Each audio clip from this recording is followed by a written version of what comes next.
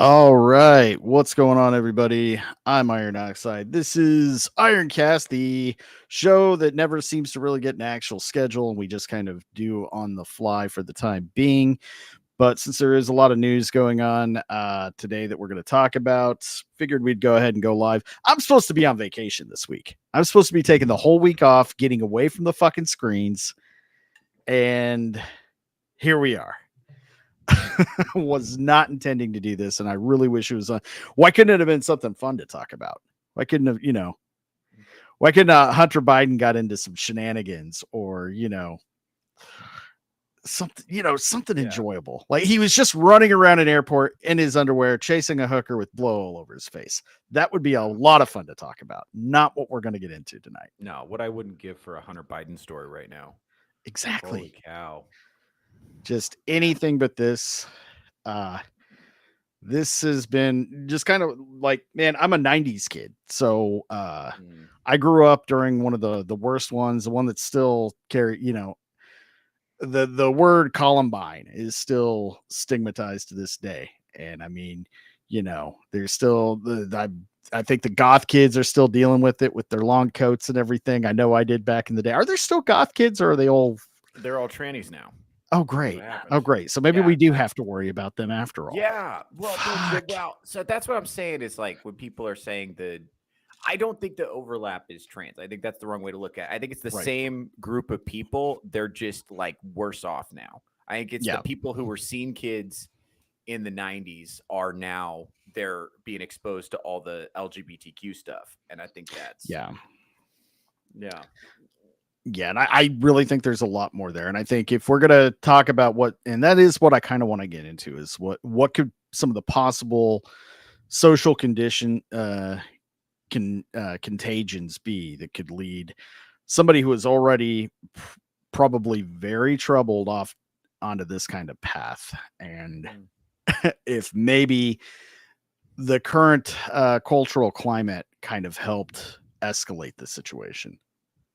In the 90s with the Columbine kids, it was basically detached parents and, uh, you know, and this is by 90s standards, a lack of discipline, because I think I told you about this the other night. I did work with a young guy who went to that school. He was at the bowling party with the two kids, and he lost friends that he was dealing with that, probably still is to this day. Great guy though, but yeah, his whole thing. No, they weren't like the goth kids or anything. They were just a couple of assholes who got away with everything. Like they were the kids in town where if your pet went missing, you knew it was one of them, and nobody did anything. The parents made excuses and basically enabled them, and I feel bad for the two kids' parents to a point. Yeah. But that was kind of the spoiled kids without consequences was what we had to deal with in the 90s. And then the runover was everybody else kind of faced the consequences of that. You were a kid that liked heavy metal and black clothing, and all that, and you were all of a sudden, and let's face it, those kids were about the most non-threatening group of individuals back in the day. Yeah. They were like, I like to write poetry. Shit. No one understands. Most of them were theater kids. Yeah.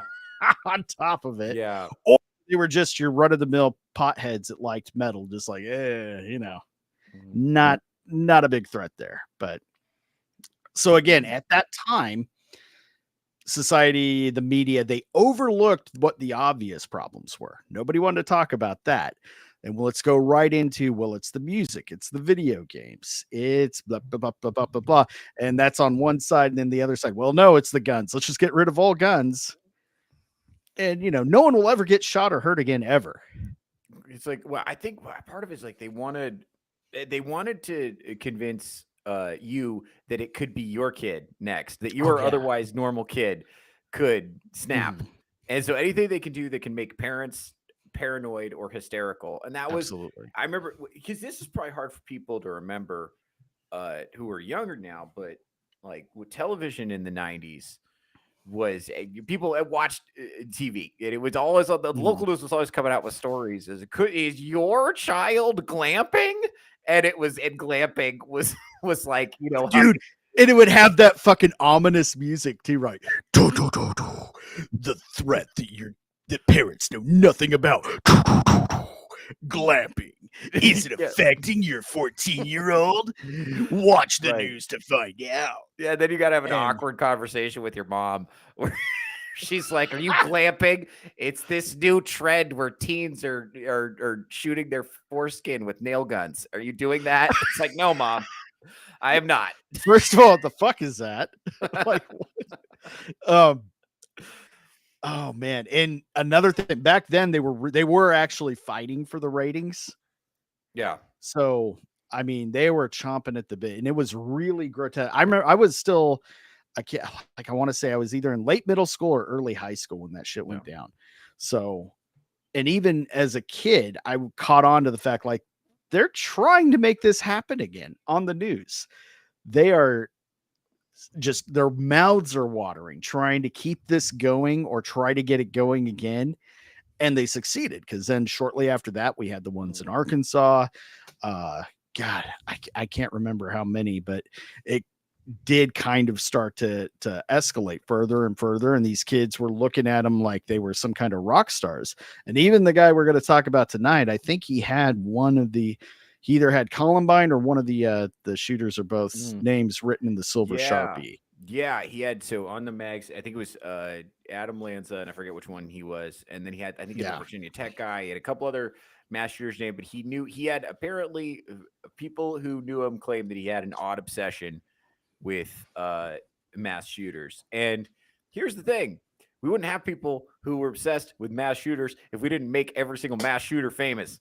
Yep. And put them all over everywhere. It's like, here's the thing. Practically romanticize them. Well, there are guidelines when people self-terminate. So we're using YouTube-friendly language here. When people self-terminate, there are guidelines for how journalists are supposed to report on it. Because we know if you report about somebody's self-termination, especially if it's a famous person, well-known musician, one of these Kurt Cobain type people, if you report on that, people who admire that person will do it, will copycat that behavior. And we know that the same thing is happening with these school shootings. We know that. People are seeing it. They're like, "Oh, well, I'm a loser, so I want to be, famous in the same way that these guys were, and I'm gonna do that." And then that'll be like my moment. And I hate the world. I'm very miserable, so I'm gonna take my revenge on the world. I'm gonna get famous. My name's gonna be everywhere. It's gonna be great, and then I'm gonna die, so I don't have to deal with the consequences of my actions. It's just one big act of nihilism right at the end there. And it wouldn't happen if we weren't making these guys famous, because that's a big part of it. I think there's a narcissism to this. There's like a look at me, look at me, look at me, look at me. And I think the connection with there's 100% a narcissist. All of that is the number one thing all of these school attackers have in common is they're severe narcissists. I think maybe one of the only ones that might not, because we don't know a lot about him, is the one you said, Lanza, the kid with just looks like he's got fish eyes there. Because I don't think he even had a manifesto. He was the one who took out his mom before he went to the school. I think he was just your textbook psychopath, just completely snapped individual. Yeah, I don't think there was a lot there. No, I think that's actually, so I think people are misplacing this. I don't think there's anything about being trans that makes you more likely to be a mass shooter necessarily. But I think, but is the thing that makes these people now attracted to being trans the same thing that would attract them to being that? Yeah, I think that's the underlying issue. Yeah, I think that's what it is. It's like this. Because I don't think any of them are actually trans.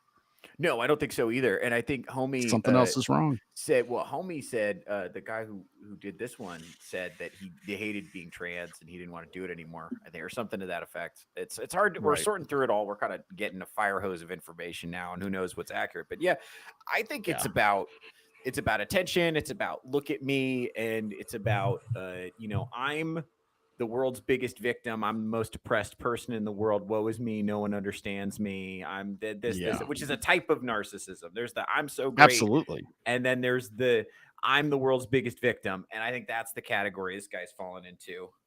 Is that and I think that I'm the world's biggest victim and I'm suffering so much.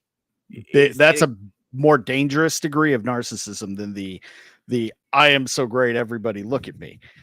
Those guys could usually be fucking handled pretty well. Like, you sure are, buddy. Yeah, I know. Moving on. Good job. That's what you said to me right before the show. Doesn't matter. Doesn't matter. You catch it on. You see? I'm not going to think about it. Manageable narcissist. You're doing great, Theo. Thanks, Theo. All right. But this guy, I get that. I got the impression that just from going over some of the stuff he left behind, it just seems like, a guy that's very suffering, but is also kind of like obsessed with his own suffering. He's wallowing in it. Yeah. He's gotta like, I think he likes the idea of all the attention and the fame. He had a timed or a scheduled release on YouTube that went off after the shooting. This motherfucker had shit planned to a frightening level, more so than most of them. It's a miracle that he didn't take the lives of more than just 2 people. 2's too many, but it could have been so much worse. Yeah, considering how much planning he went into this. I mean, he sitting there going over, well, I could do it this way, but I think I would take more. And he's perfectly happy saying, take more kids out if I do it this way or that way. But it's going back to the trans thing. So I think we hit a good point there, because I think this is more than just, well, trans people are dangerous. It's like, no, mentally disturbed people are. And right now, if you're throwing a trans diagnosis at every kid that has severe mental problems, you're going to have a lot of like, oh, well, problem solved. We just put you on hormones and change your name and maybe cut a few parts off or sew a few parts on, depending on where you're going with that. And it's not solving any problems whatsoever.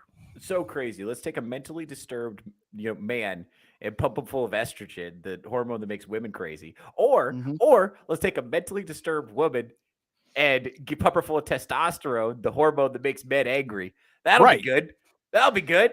Right? Both of which have severe side effects that they for years have been trying not to talk about when it comes to these hormones. When they're injected into women, they cause all kinds of long-going permanent health problems. Same thing for men. One of the problems is also respiratory issues. Yeah. He was talking about how he suspected he had lung cancer from vaping at 20 years old. Yeah, don't think so. And that's weird. What's going on with that, you think? I think it had, if he was on estrogen, that would explain if he had some respiratory problems and chronic pain. Both are common problems. I could pull it up right now with abuse of those hormones. Yeah. But right now, we don't even know if he was on cross-sex hormones officially. We can strongly suspect it by looking at the pictures of him at 17 to the pictures now. His face is completely different. Not weight loss doesn't do that, because he was never a very husky kid. He was a perfectly normal, probably gay guy. And yeah, then by 20, he looks like a Carrot Top. Yeah, that doesn't happen naturally. No, that's weird. That's very weird. I don't know what to do with that. I don't know. What I don't understand is, like, okay, you got somebody, and I don't know what his situation was, but I know the case with a lot of these shooters is they're on psych meds, and look, yeah, I think a lot of these trans people, they end up being on a bunch of cross-sex hormones, and then additionally they're on a bunch of psych meds, and who knows how these things are interacting with each other, and they're just like stacking meds on top of meds on top of meds. It's like, why do you need that much chemical intervention just to live a life, like just like be normal? And then what their argument is, oh well, this is restoring. If I pump them full of psych meds and hormones, I'm gonna make them normal. That's gonna reset them to baseline. And I'm like, I don't think that's right. And for the longest time, we've been fed that fucking lie that, well, this is to prevent them from self-deletion. You know, if you don't do exactly all of this, and what they're doing, and the obvious answer is right in front of us, they're building permanent customers. This is the medical malpractice. This is the medical industrial complex figuring out a way to maximize profits. Same story as before. Same thing they've always done. People forget about this, but so during Obamacare, when Obamacare passed, it was like, yay, healthcare, that's great. One of the things that happened was they said gender affirming care is required. Insurance companies have to cover it.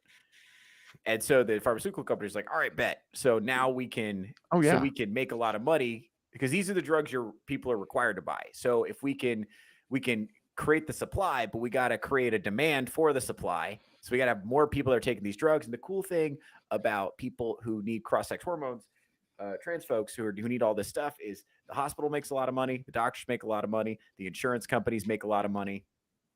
Everybody's doing super well off this. And like you said, they're a customer for life. This is the same reason McDonald's came out with the Happy Meal and put a little Spider-Man action figure in it. Okay. Oh. There's guys who are fat today because they wanted a Spider-Man toy when they were 4. Yep. And or started putting putting the Spider-Man spoon in the most sugary content breakfast cereal. That's right. You got to eat all the cereal to get the spoon. And then guess what? You're addicted to sugar. Yeah, and that can stay with you your whole life. And here's the thing with the trans thing, you're a lifetime customer. And here's the thing, I've never met a trans person that just needed hormones. They always need their psych meds too.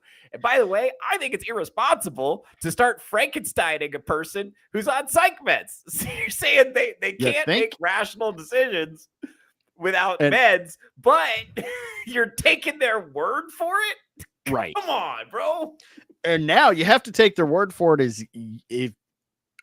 as young as possible, or at least that's what we were told just a few years ago. The shit's starting to fucking get a little more sane.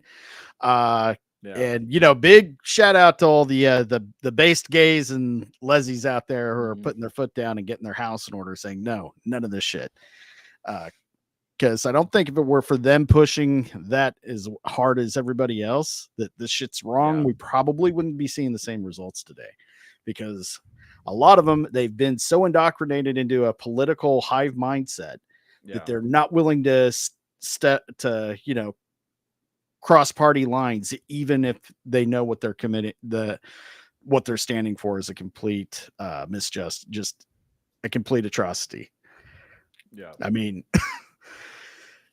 it's getting to the point now where you can say something about it and not lose everything. I think a lot of brave people spoke up before us, and I gotta give those people credit. A lot of those, there's a lot of those TERFs over in England were talking about this shit way before we were, back when it was not expedient, back when you could get booted off Twitter just for bringing it up. Oh yeah. And so you got to give credit where credit's due on that. But yeah, this is none of this stuff. I mean, really makes sense.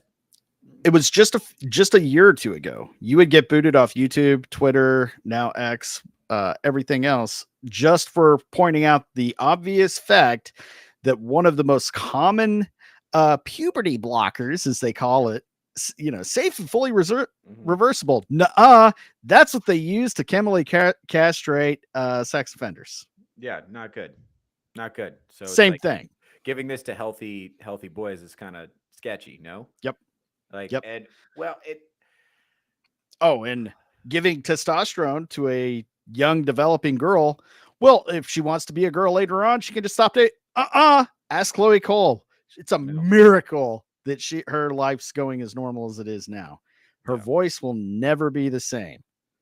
Yeah, and what's crazy is like if you challenge that, if you push back on it, it's like that doesn't make sense to me, or just you invite a certain amount of hysterical backlash even today. I do think Gen Z and definitely Gen Alpha is moving off of it. I think they're done. I think this is mostly a problem perpetuated by millennials, particularly millennial women and the men who wish to bed them.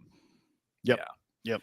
So hate to say it, mostly them, and then of course you got the boomers that are a big fucking problem. Is the aging hippie boomers. I didn't realize they were such a problem until now.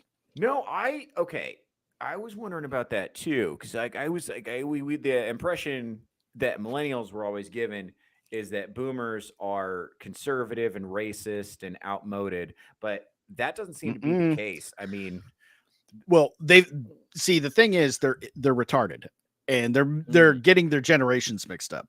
Who they're actually talking about is the older Gen X that are a lot more conservative based everything else.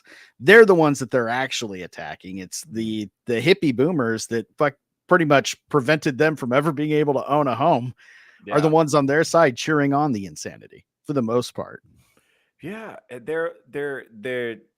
I think that's so bizarre to me because it's like you guys should know better. You guys were. This is literally we decided that the rule was you could pick your gender like 10 years ago. We decided that was the rule that everybody had to follow, Mhm. and then that was the point when everybody pretended, oh yes, I've thought this the whole time.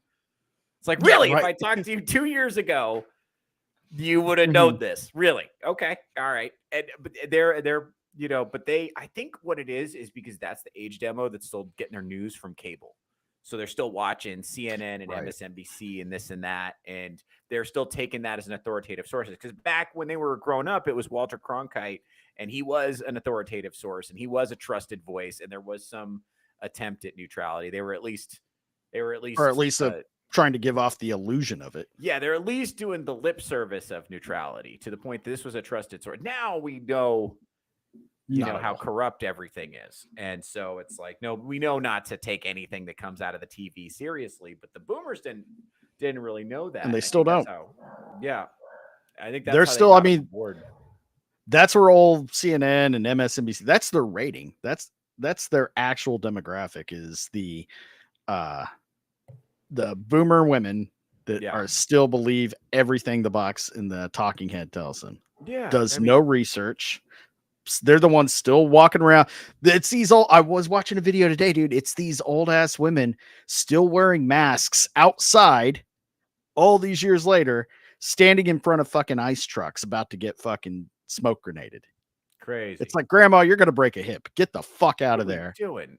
What are we doing? And they're so mad. I will say this is so there's so many Catholic churches in America. I'm speaking this from my perspective. I don't know how this is going in other denominations, but this is something that I've noticed is happening in my mother told me about this in the home church I grew up in, is they're overrun with boomer women who are, pro-choice and pro-trans and pro-gay, and they're in the Mm. church being like, we need to do more to protect women's right to choose. Trump is going to take it away. And it's like, aren't you Catholic? Catholic?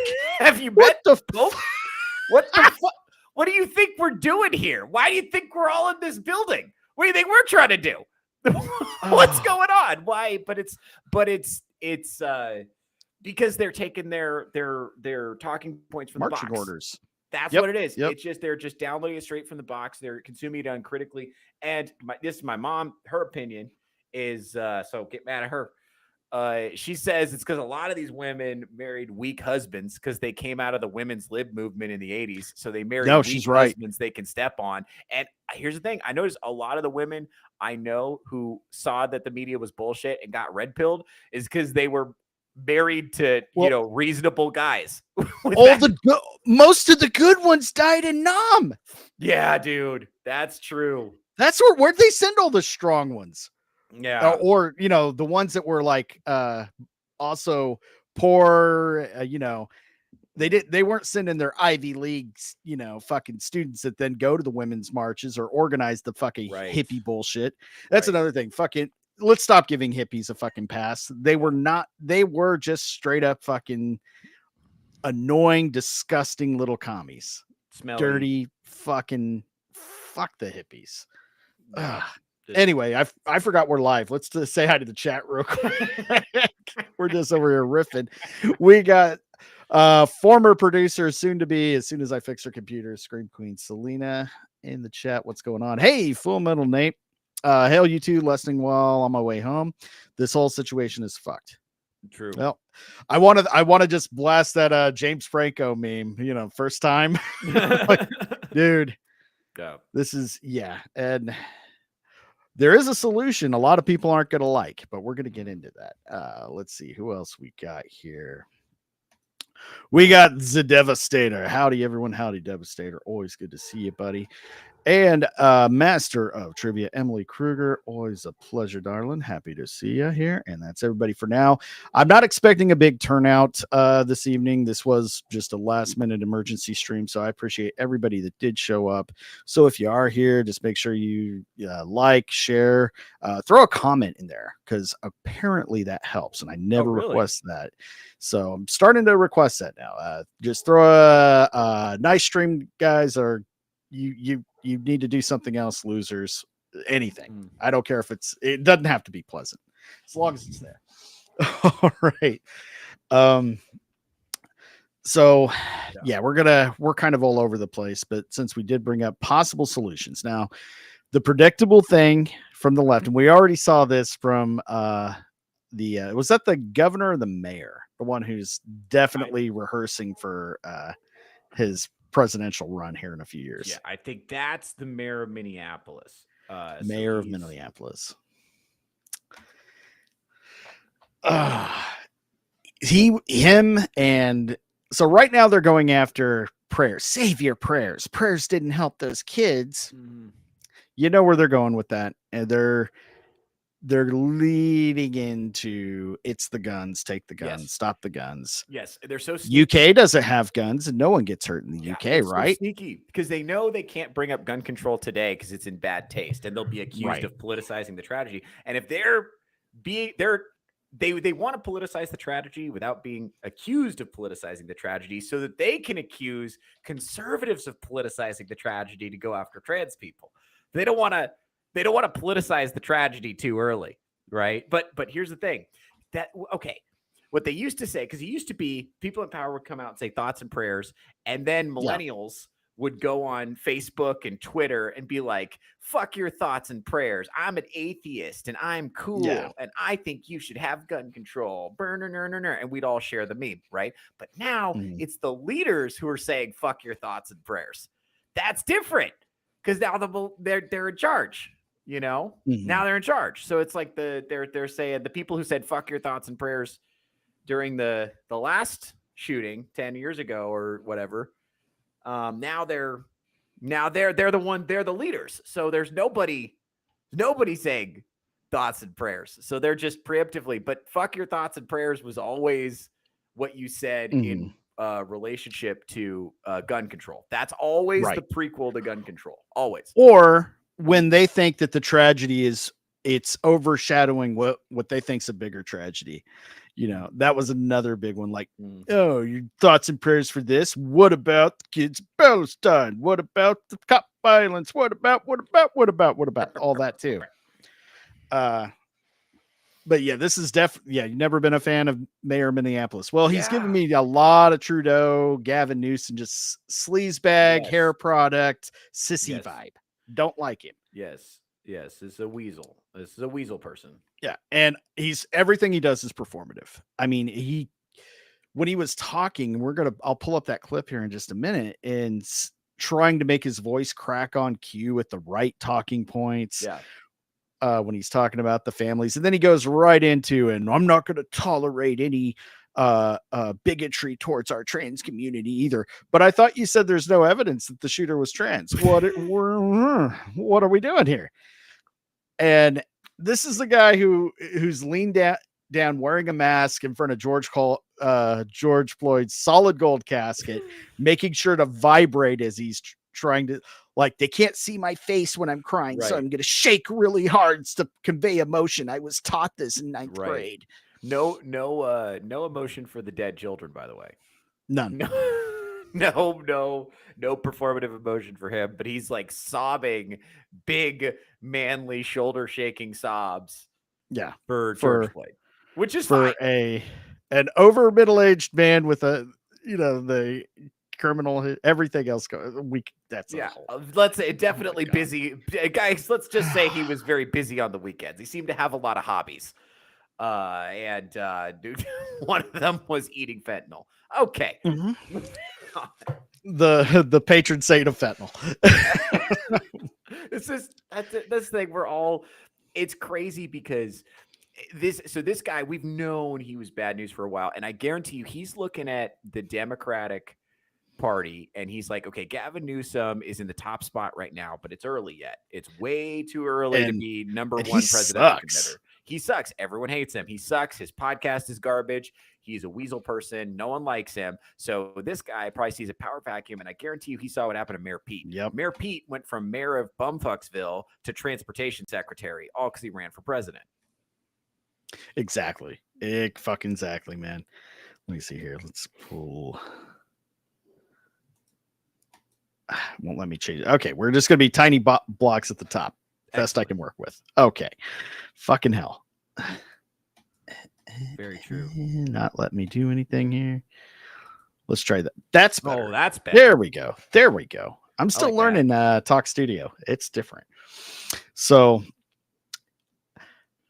yeah, if right now their biggest thing that they have going for them is Gavin Newsom, somebody who is pretty universally hated, and the people that like him right now are really forcing themselves to, then this guy, I'm sure he sees what's the term? I think I either heard you or somebody else talk about this today when I was watching. Never let a good tragedy go wasted. Yeah. So he sees it, he's gonna run with it. Let's go ahead and play this real quick. Sure, got the volume all the way up. Okay. Now it's muted. Don't mute. Now it's muted again. What the fuck?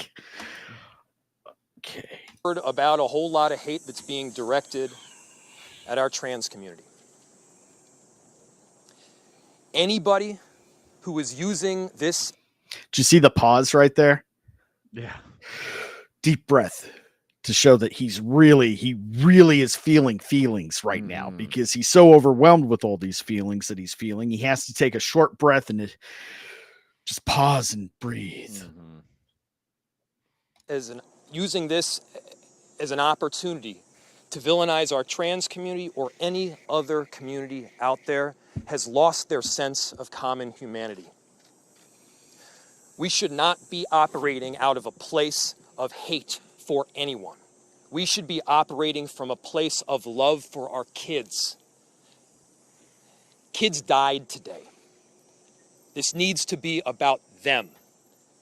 This needs to be wrapping our arms. Hand movements. Convey power. Yeah.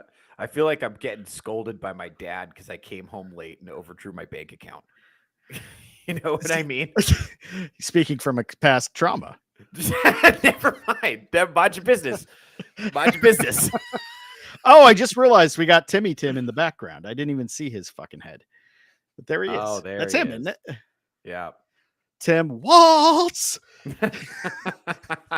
What is it with Minnesota just having the most limp-wristed, useless government officials? Didn't they have Jesse Ventura? What happened to that?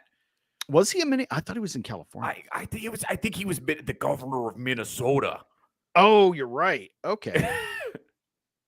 I would take him back in a heartbeat. Shit. Absolutely, he was a psychopath, but he was crazy, but he was wrong about so many things so often, but he was right. It was shockingly right. Yeah, dude. Yeah, dude. Hey, Isaac, Blue Eyed Scorpio, how you guys doing tonight?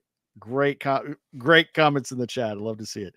All right. No, what I'm getting isn't this scolding as much as like you're watching somebody in theater like do their what's that play about the salesman with all the speeches, like Death of a Salesman? Oh no, Glenn Ross. Glenn Ross. Watching somebody do a rehearsal for Glenn Ross. Arms around these families with every bit of love that we can possibly show.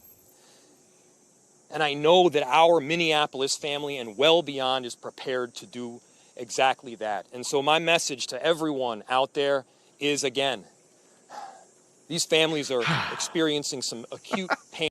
You heard he had to throw the sigh in there. God. Well, it's because, okay, so he doesn't feel emotions or emote them. So this is the kind of person who has to practice making faces in the mirror to be a convincing human. You see what I'm saying? Like he's an empty suit. There's nothing behind the eyes at all. but he's super practiced at being fake to blend in and to get what he wants. And now he's the mayor and he sees something else that he wants, which is to be president. Yeah, which again, that's why he's having to like, I'm gonna show all of the feelings that I'm feeling right now because I'm totally feeling them. No, you're not. You're acting. And scene, motherfucker. But he's in charge of the emotions party, right? This is the Democrats are all emotions all the time, and he's thinking about the white millennial women who are going to vote for him, and the white boomer women who are going to vote for him, right? Yeah, this is exactly right. Selena hit the nail on the head. The two most dangerous demographic to our Western society right now, bro. Seriously, what is going woke on? Boomer women and woke millennial women. There's still hope for the young, for the younger ones. Yeah. All right. Right now, but don't just think of these as somebody else's kids. Think of your own. Oh, we were just talking about how the media always said like, this could be your children next. Yes. What's the word? Fear mongering. There it is. But you know, Tim Walz is standing right behind him, looking as solemn as he possibly can. Also pretending, because this is all they do is pretend.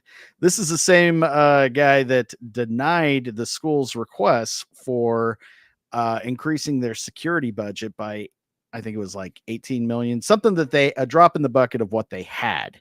They did not use any of it for that. They could have had heightened security at all public and private schools because the public and private schools united in requesting that and were denied by Tim Walz. Look it up. Wow.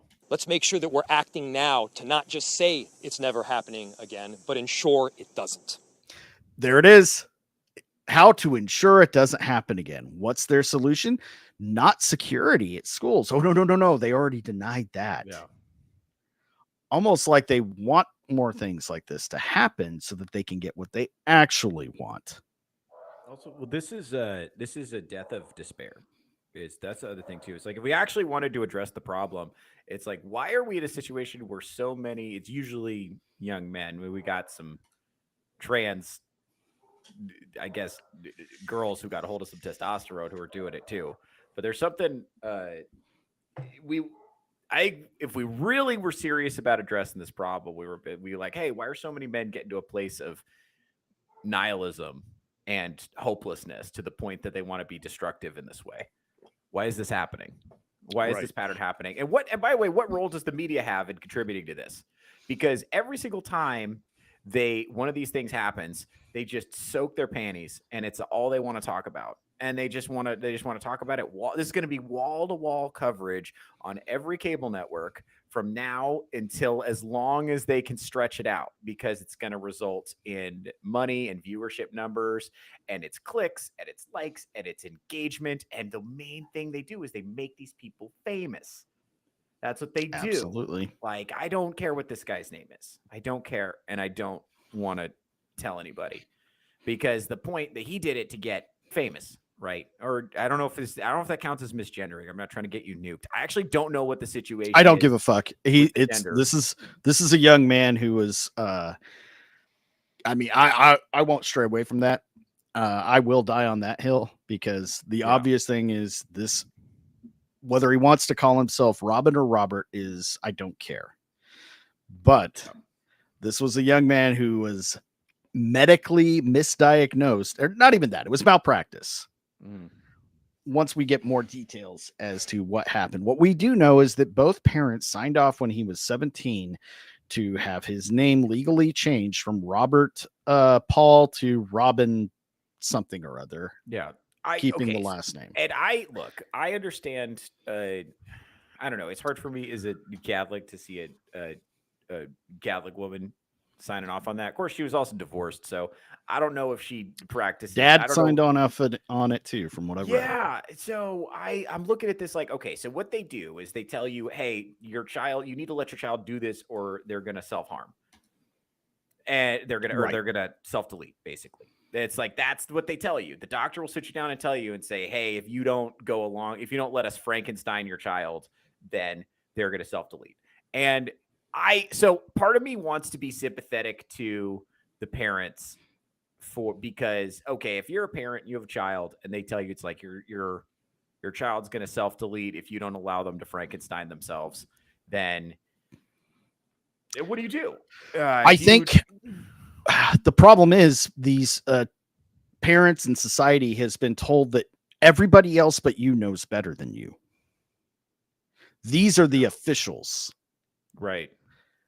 And they'll use those really rare circumstances with the parents that are making bad decisions, like the ones that believe in religious science and want to pray the cancer away instead of getting treatment, or refuse. Those cases are very, very rare, and they usually get intervened to results in the government and the hospitals saving the lives. There've only been a few documented incidents where that doesn't happen, but they'll use that to the same regard as, no, you have to let us put your possibly autistic bipolar 17-year-old boy or girl on cross-sex hormones and do this, and this, or you'll be like those parents. You don't want to be like them. They were crazy. Yes, they were, and they were phobic in some way. They were some kind of bigot. That's the other thing, is like, not only will your child self-delete, but you also will be a bigot. And they draw the through line between, okay, so it used to be if your daughter married a black guy, you would disown her. And now we don't do that anymore. Well, before that, it was if your daughter married a Catholic and you were Lutheran, then you'd disown her. Right. Yeah. But then it was a black guy, but then you disown her. Right. Not good. But now we don't want to do that because we're not bigoted. We're very progressive. And it's like, now if you have a gay child, it's like, disown it. But now you don't do that anymore because we're progressive. We support all lifestyle. But now it's like your child comes to you and says, hey, the phone told me to Frankenstein myself because I don't have friends or self-esteem. Are you on board with that? And if you say no, you need to go outside. It's bad enough when it would be the phone because, a lonely kid ends up in the wrong chat room where they say, well, if you're experiencing all these problems, you're one of us. You're this. Yeah. That was bad enough. Now it's like the person behind the screen typing is their fucking teachers. Yes, that's the other thing too, is these fucking millennial white female teachers that start a club at school for inclusivity and for the trans. They recruit and they target the fucking the weird fucked up kids. Yeah, and it's just all projection and like, well, I was isolated and I would have loved to have an inappropriate relationship with my creepy teacher when I was younger. So I'll still disown him, judge me. Based. We're the best chat on the internet. Based. Well, man, being a parent now, you just be like, you see your kids a little bit, oh, please just be gay. Bro, please just be a racist. Oh my God. I would so much rather have a Nazi son than a transgender. Oh my God. That's fixable. Nazi's fixable. You just open a history book. See how this ends. Yeah. The trans thing's not, once that worm gets in there, Nazi they'll grow out of. I'd so much rather have a racist than a trans, being honest. Is this what he used to look like? This is what I wanted to get to. So this was the kid before. Like, here's another picture of him. One with him and his mom. Let me see if I can pull that up. Okay. I mean, you'd see that kid at school. You'd be like, he's probably not going to the prom with the cheerleader. And if he is, they got something worked out. I don't know. He's a good looking kid, I think. And he's tall. Look how tall he is. He looks like a normal, probably like gay kid. Normal teen. Yeah. My God, like a normal teen. And look, oh my God, that breaks my heart. That is there is definitely chemical influence to make his face look like go from that. Hold on. Iron, we have some fan mail in the chat. I'm excited. Oh, you did? They liked my quote. I'm so excited. Let's see. Who do we got? Here? Is it Bucky? Yes, this gentleman. Idiots, hateful idiots. You guys have been brainwashed by the right. Have some fucking decency. Probably not going to come from the guy with the comic book heroes in the background. I'm the most decent motherfucker that I know in my group. What's crazy is I'm a liberal from the 90s, man. Bro, they think you're the mean one. That's funny. The mean one? dude. I'd rather have a racist than a trans. Nice quote. That includes it. I knew that was gonna get clipped. God damn it. I was like, I was already done. Like, okay. Well, I'll let you cook. Would though. I mean it. I'm kind of joking, but I'm also I see what you're talking about. Like the ideology. You could, if you had a kid that started dabbling in, Nazism and fascism and all that shit, you could probably beat that out of him. Actually, it'd be okay to beat it out of him. Yeah, it'd be fine. You get a kid that's got the woke mind virus and the trans, that mindset. It's going to be a lot harder to deprogram. Think about it. If it was your stick around, Bucky. We might find common ground. Okay, Bucky. Think about it. If it was your dad, would you rather have a racist dad or a trans dad? Oh, not even close. Not even close. We'd rather have a racist. I have a racist dad right now, and he's awesome. I love him. We hang out all the time. He rocks. If he started wearing a dress, we would stop hanging out. That'd be it. I'd be done. Sorry. Yeah. Sorry, Mom was right about you. I know you. I knew you used to date quite culturally back in college, sir. I did. Was that ever an issue back home? No, not really. I mean, I didn't bring him home. I didn't bring him inside. Jesus Christ. I mean, when you going to take me to see your parents, Theo? No. Probably not. That's not going to happen. I'll be honest with you. Let's be real with you. What up, WC? I came here happy. Oh, Lord. At least we're trying to have as much fun as we can with such a grim topic. Yeah. Yeah, dude. But that's what I guess what blows my mind is that looks like a normal kid. I'm leaving like the Simpsons grandpa. Dude. Yeah. I don't blame you. Stick around if you want, though. Always good seeing you, buddy. Oh, shit. Oh, shit. I can't. So already we got this. Yeah. I don't know what they're. Oh, it's already been taken down. No. Wait, I've got it. I internet archived it. Hold on. Excellent. By archived it, I mean I just haven't hit refresh on my other tab. Let me go. Still. Here it sounds so on Funny Tees, they put Robin Westman protect trans kid shirt. Now, so funny. Where do you think the joke is? One, is it too soon? A lot of people say there's no such thing as too soon with jokes and everything else.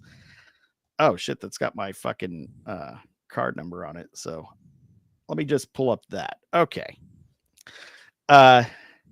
Are they making a joke? Is this like kind of a spoof on the protect trans kids shirts that a lot of them were wearing that has like the gun and the knife and the rose, protect trans kids? The Minneapolis city councilwoman was wearing that shirt and that's been going viral. Yeah, I don't know. I think that's great. Or I would actually love to own that shirt. That's super funny. Well, dude, you messed the boat. They already pulled it off. Oh, come on.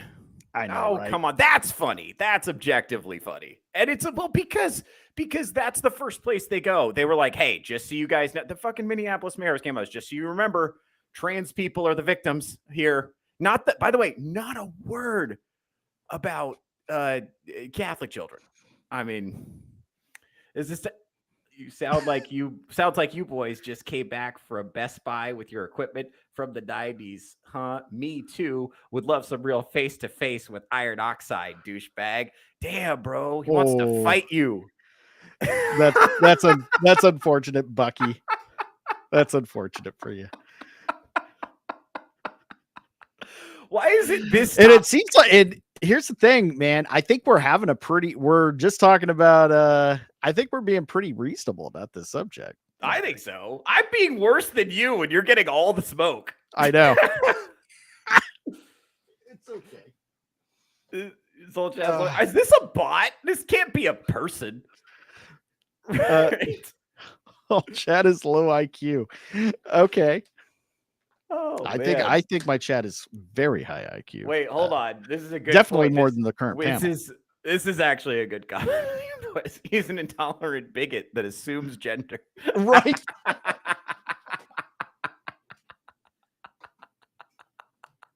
Oh shit. We have the best chat on the internet. Absolutely. We have the best Pale chat on blue the eye internet. Scorpio. All right. So where the fuck were we with this? All right. I think what's crazy is he looked. What drives me nuts is he just looked like a normal kid, and then He did. What I'm trying to. I want to know what happened, because here's the question. What we do when something like this happens is we're like, oh, the person who did it is an evil, wicked monster, and we don't have to think about this again. That's just a thing evil, wicked monsters do. And it's like, Right. not. But was he when he wasn't an evil, wicked monster Right here. at some point? Like, look at that. Does that person look evil and wicked to you? You know? But somewhere throughout the course of his life, things changed. Yeah, so what happens? And that's the question that I would actually like to have answered, because here's the thing. The real victims here are not trans people. And I don't give a fuck about protect trans kids right now. The real victims are the children who were murdered and the community that will now suffer because of this. And also the perpetrator's family, I do have quite a bit of sympathy for them, even though people are going to point fingers and say, oh, you caused this somehow and you should have parented better and this and that and this and that. I don't know what the whole story is there. And I do know that their lives are wrecked right now, and they will be for a while. Oh, so, forever. So, like, think about from mom. So mom works at the school, or did work at the school, probably is very well known within that little community. Her whole support system is gone now. Absolutely. Right after that. So she's going through the hardest thing. You can't even imagine it. Hardest thing she could possibly have to go through, and her support system is cooked. Right. So no, trans people are not the victims here. These little children that got hurt were victims. They are the victims. Everybody. Full Metal Nate making a good point. There's no such thing as trans There's kids. not. Even using the term trans kids is making a concession to the other side that we shouldn't make. Bucky, do feel free to chime in. What is your stance on trans kids? Are they a thing? Newsflash, no, they're not. It's like, they're no, just kids. Not. Of course not. And it's when did it? You want to go a step further? There's not even really such a thing as a trans adult or a trans anything. No, it's okay. It used to be okay. There's a guy. It's okay to be a man who changes his name to Gwen and decides to wear an evening gown to Best Buy on a regular basis. Yeah, I wouldn't. You do you, boo. It's fine. That doesn't bother me remotely. It's not even slightly. No, it's the you have to call me a woman, and you have to pretend I'm the same thing as a woman, and you have to let me into the women's locker room where all the little girls are changing. That's what I want. It's that's where we say no, sir. No, but you could. But sir, but this is what in Thailand, they got the lady boys. If you ask a lady boy, are you a woman? They're gonna be like, nah, dude. That depends what you want, Poppy. Yeah, like, come on, like. And part of his writing, Selena's chiming in, he was very upset about brainwashing himself. Yeah. So he probably nagged his parents, who were probably that kind of woke Catholic that you were talking about, that wanted to look right to the right people in their community, especially there in Minneapolis. So the Catholic, I think, is just secondary to wokeness. Wokeness is their religion, or leftist, whatever you want to call it, the party. Yeah. They're probably your typical upper middle class champagne socialists. I mean, I'm just assuming here, and I hate to throw more mud on these people that I don't know, but I'm just kind of going by what we have to work with here. And he got them to go along with what he decided on, and he realized I've made a permanent decision for a short-term problem. Yeah. And and also it's really hard to go back. Like, imagine doing all the work to get everybody to call you, your girl name, right? And then realizing, fuck, I don't want to do this anymore. So you got to go back. That's tough, man. That's tough. You have to be really well adjusted by that point. Dude. And that's the problem. He was never adjusted to begin with. So what I don't understand. Okay, so to me, this is downstream of, we don't have opportunities for a lot of young men are experiencing hopelessness and a lack of purpose and a lack of meaning, and they've got nothing to go out and do or achieve, or to feel like they're, you know, they have agency and control of their lives and purpose, and or they can earn some kind of honor for themselves, right? We don't have opportunities like how, like, maybe, you know, if this young man didn't feel like he had any way to distinguish himself positively, then I think he might have wanted, you know, tried to use the trans thing to kind of get some attention. And when that didn't do it, it was maybe he was like, okay, I'd rather be infamous than ignored. And there it is, because you said he had a lot of these problems and couldn't find acceptance or belonging or purpose. So where did he find that? In the trans thing, that are, I'm sorry, just trying to boost their numbers no matter the consequence. Just get those numbers up, boost the population, that they're taking in people that are not part of they're not that. That's what I mean. Why are so many of the, you know, they have to have big debates within lesbian dating apps that no trans women allowed? Well, that's bigoted. We're women too. Just what I'm saying. For a lot of these, it's like, is it a child, a young person who's been brainwashed by the phone, or is it a middle-aged guy who's a pervert? That's the two categories of trans women, and a lot of it's adolescent girls, and it kind of spreads like a social contagion, and like a whole friend group will become trans at once. The way girls used to be, this is what I'm saying, the way girls used to all become emo and start cutting and have anorexia at the same time because they were hanging out together, like that shit spreads like wildfire socially too. And this, the one hot chick's going to the bathroom in high school to throw up, all of a sudden they're all going with her. Right. I've seen it. I saw it firsthand. And this is not shitting on women. For that, you tune into Touch Grass. That's the Saturday mornings. That's what we'll be doing there. But this is just a fact that social contagion spread, especially among adolescents, particularly girls, and the trans thing seems to spread that way too. It's like, but the difference was when I was in high school, all the girls were bisexual. That's what it was. Dude, they know that the adolescents, the young population, is the most impressionable. That's why all these crazy political groups, factions like the Nazis, the Red Guard, and the culture, the fucking China. I can't think of the name of it right off the top of my head. They targeted the kid. They got the kids first and got them to do the dirty work. That's why they're the easiest ones to control. Convince them to go after their parents, go after their older neighbors, and to start taking out the olds that have common sense and might try to reverse course. And they'll have unlimited power. Yeah. I mean, most cults you see that pop up they start recruiting in colleges, just younger communities. They're not going after fucking, middle-aged senior citizens with fucking, bills and taxes. Very rarely. No, you want to go after somebody who doesn't have young and impressionable. Who they are.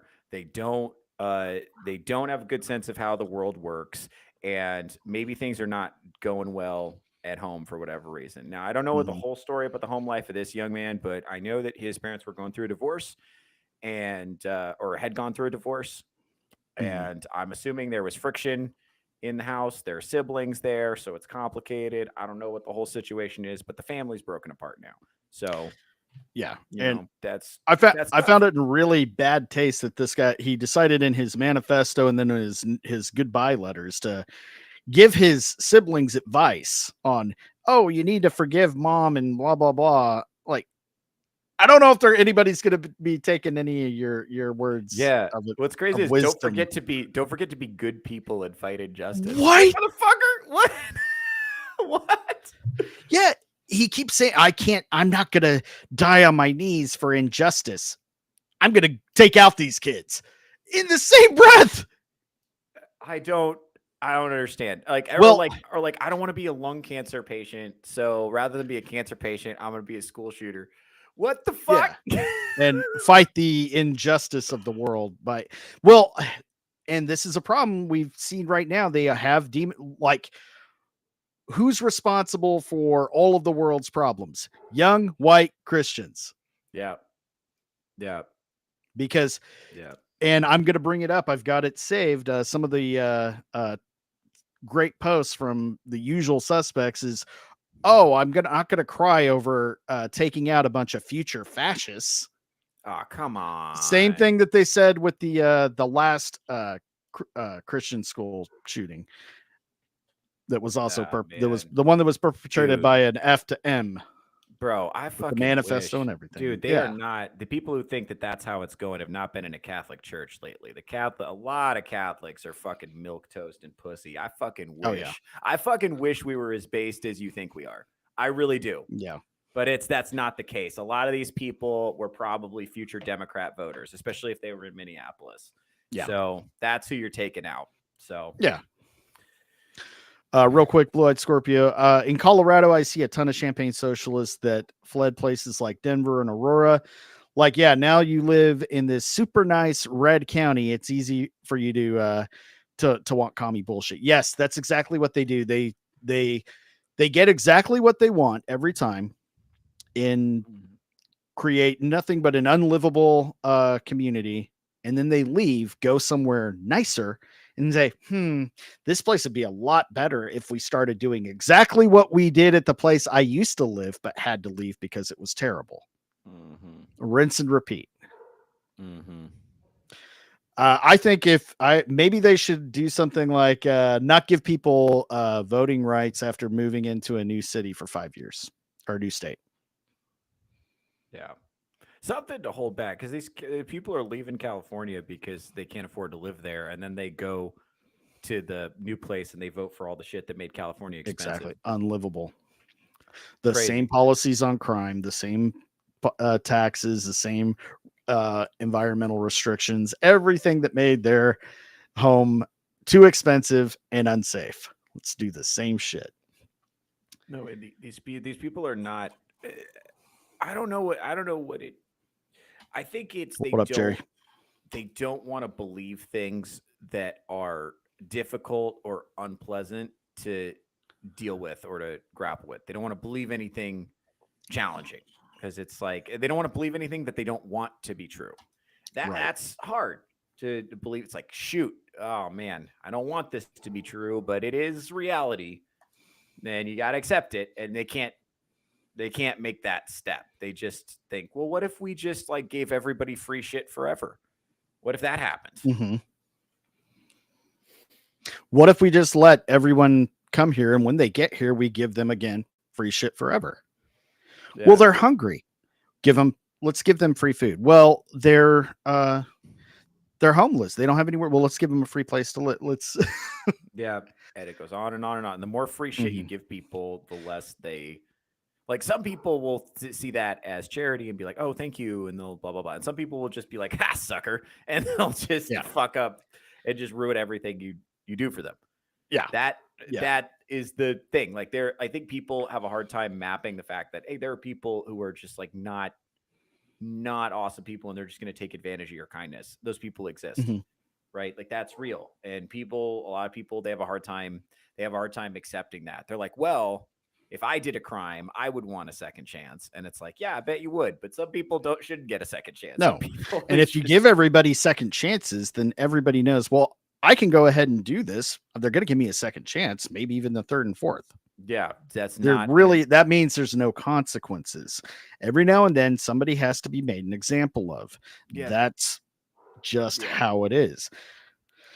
No, some people only learn from consequences, actually. That's true. Some people can't puzzle it out. Some people only learn from consequences. That's it. They're not, they don't have the skills they don't have the bandwidth. And while I didn't want to get into a lot of the ICE raids right now, it kind of goes into that with, I was talking to you today, how I was watching a video and it was there were a bunch of boomer grandmas out there standing in front of ICE trucks waiting to get put down.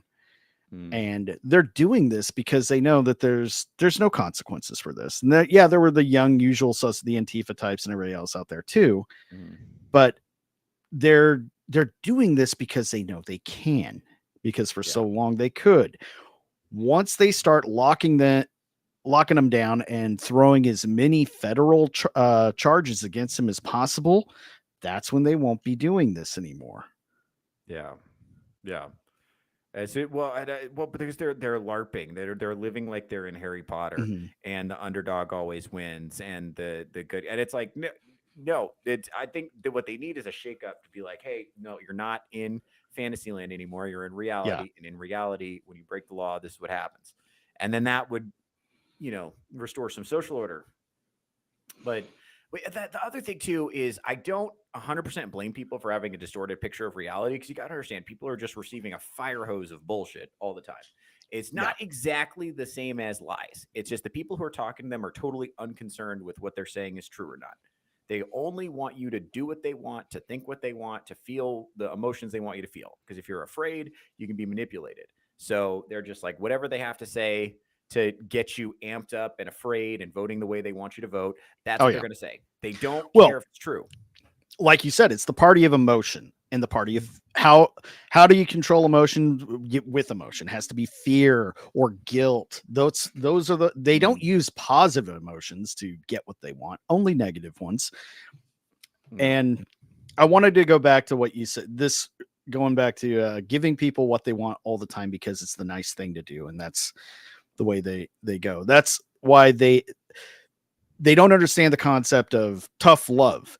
Yeah. So with going back to the topic tonight with this kid, instead of getting him actual help or any kids in this situation, no, we will give you exactly what you want so that you don't do anything to hurt yourself. Instead of being like, no, you're not going to hurt yourself because I'm not going to let you. And we're going to take you to a real qualified specialist to find out what the problems are.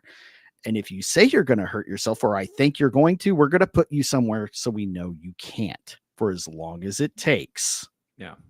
That sounds really mean, though. Yeah. What the other thing too is like, I don't know where you would find a specialist You that can't wasn't right now. corrupted by this. And So that's the problem. I think the whole therapy industrial complex is populated by white millennial women who Yep.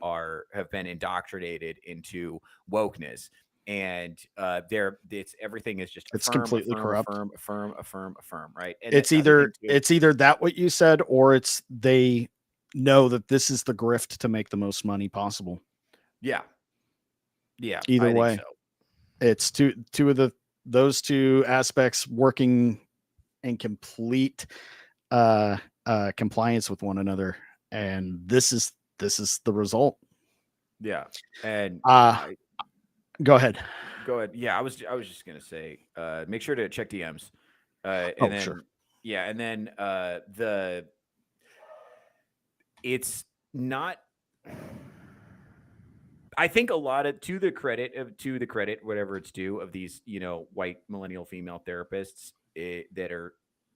that's most of it right now. That's most of the customers and the purveyors of therapy right now. I do believe they're true believers. I think they really believe in what they're doing. I don't think that they're faking it. I'm not a lot more cynical about the politicians, like Mayor Bright Eyes over here, Mayor American Psycho over here, Yeah. who's clearly gunning for president. It seems obvious that they're ruled by lizard people who don't have emotions like that, and that's great. Okay, look, I'm not shitting on people who have to practice their facial expressions in the mirror. Okay, there's a reason I know that's what they're doing, because I do it, but for different reasons. For different reasons, I still feel empathy. You're doing great, Theo. Thanks, Theo. All right, what are we talking about, Iron? So I think this is what you wanted me to check. I just received this in the DMs, right? So breaking: Minnesota transgender killer's father has worked for 29 years as a top-level CIA Department of Defense contractor per report. Uh-oh. So coincidence? I don't know if I believe that, because this was something I wanted to get into. There's that meme that's always gone around with these tragedies where it's the Bart Simpson meme, like, say the line, Bart. He was under our FBI radar. Like, yeah. This goes to the attempted assassination, how with that kid, there's definitely a conspiracy there, and I kind of tend to cash in on, at least to a point, that a lot of these disasters are not are being a little bit orchestrated by certain powers that want to implement change that they want by any means necessary. If that means getting on the internet and just slightly pushing an individual to do a certain thing. I mean, think about it. Yeah.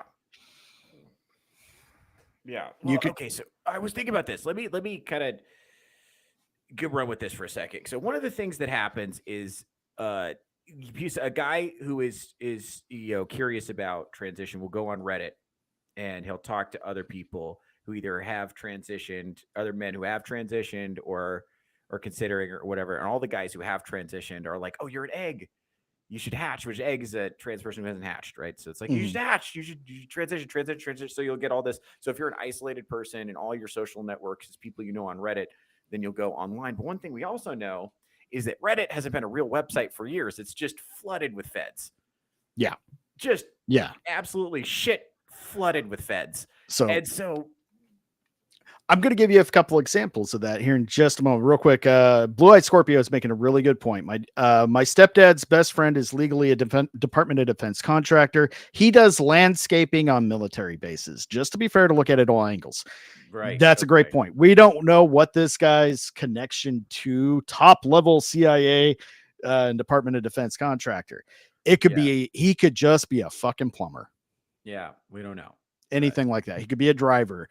Doesn't necessarily mean anything. It is just sort of suspicious. Now, back to are these attackers being activated by dark, deep state online provocateurs?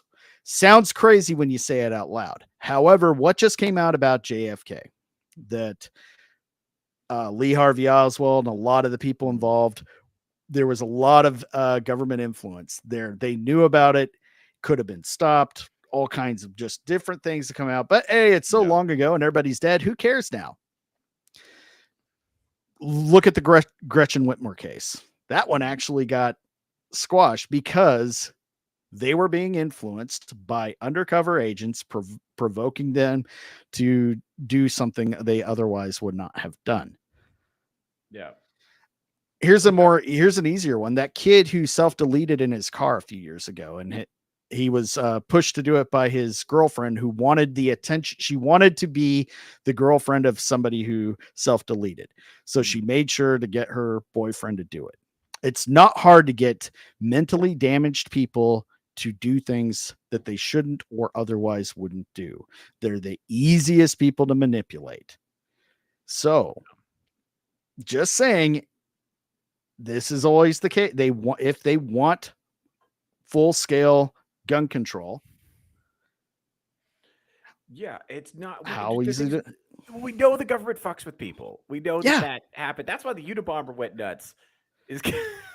That's what happened. We're not talking out our ass. We know that they fuck with people to get them to do things. This is not made up, and it's like, okay, so people could go on. I mean, I'm not saying this guy frequented Reddit. I don't know if he frequented Reddit. I'm just eyeballing it. But will we ever know? No, and that's just like if we were actually serious about figuring out what caused these things. Yes, the Trump assassin. We don't know. I mean, the fucker dude this kid had a satellite phone. We can't get anything off it. We know nothing about it. Bullshit. Yeah, so we did. They just don't want to tell us. Phone and no social media presence at like 20 years old. Give me a break. Right. Give me a break. Right. Come on, something's going on here. I don't know what. And his parents' home smelled of bleach, and there wasn't even silverware in the house. That's okay. Okay.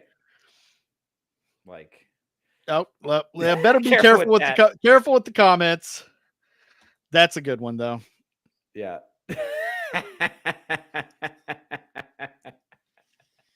That's good. Hey, Bucky, this one's for you, champ. You're welcome back anytime. Please subscribe. You might have I don't mind getting ragged on. And what I would rather is somebody come into the chat with a differing opinion and actually have a conversation. If you do that, I'll even invite you on. I welcome that. Yeah, I hate echo chambers. No, we do have people in the chat. Shout out to Walter. I don't know if he's going to Walter's show great. up. I fucking Walter love pops Walter. in just to disagree periodically. Yeah. Shout out to Walter. But he makes good points. Sometimes he's actually yeah, changed our mind. He's actually I love that there's somebody in the chat who has their own opinion who's going to reasonably, because that gives us something to talk about on the show too. Mm-hmm. And it gives us something to do in the comments. And it's like that. It's like, okay, yeah, I should address that point because there's somebody in the audience who's thinking it. And just because Walter has the balls to say it, somebody was thinking it. So that gives me a chance to address it. Maybe he's right. Maybe I'm right, but we'll figure it out. And that's fine. We can do that without, fist fighting. Exactly. We just talk. Man. And it is fucking hilarious. They come at me. I'm probably the most liberal our whole fucking ecosystem. Right. I'm a little offended. They're just not familiar with my work, I guess. Right. They think you're the mean one on this issue. They're just not familiar with my previous work, I guess. Oh man. Oh shit. But that's a great one. Yeah, that's good. And then it is an alarming number of here's the thing. The reason I think it's an alarming number of trans people that are committing violence. I think the point of that is because we're trying to look at it like it's some kind of civil rights group or some kind of ethnic group. But we're actually selecting for is people with industrial grade mental health issues who are taking a ton of different psychiatric medications and also exogenous hormones that their body's not producing. They're taking hormones and psych meds. So all these people are people with issues who are taking psych meds and hormones. It's like, oh, no wonder their behavior's a little loopy. Yeah. No wonder. Well, they've been arguing for years to go and find out, to disclose what meds all of these mass attackers are on. And for some reason, that's a really sore subject to conversation. No. Let's not look at that. Let's just guns bad.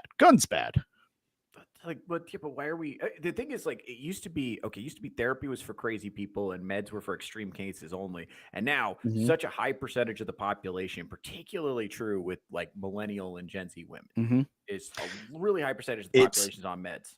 You're hard pressed to find somebody from I want to say 17 to 35.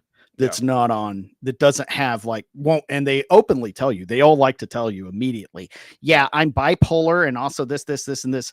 But then when you find somebody who's also part of this category as well, they're almost 100%. They're always going to have some other underlying mental health issues, schizophrenia, bipolar, autism, blah, blah, blah, blah, blah. Yeah. Man, it's very, very, very easy to take someone who has some kind of other issue and get them kind of started down this pipeline. And what's crazy is if they have other issues and they make a claim, like, hey, I think I might be a different gender or whatever. And if they are that, then that involves this whole like Frankensteining process, right? Yeah. Then you would think, hey, we should be really sure that we're right about this before we get them started. Because once you get that train moving, it's really hard to stop it, right? So you should be sure.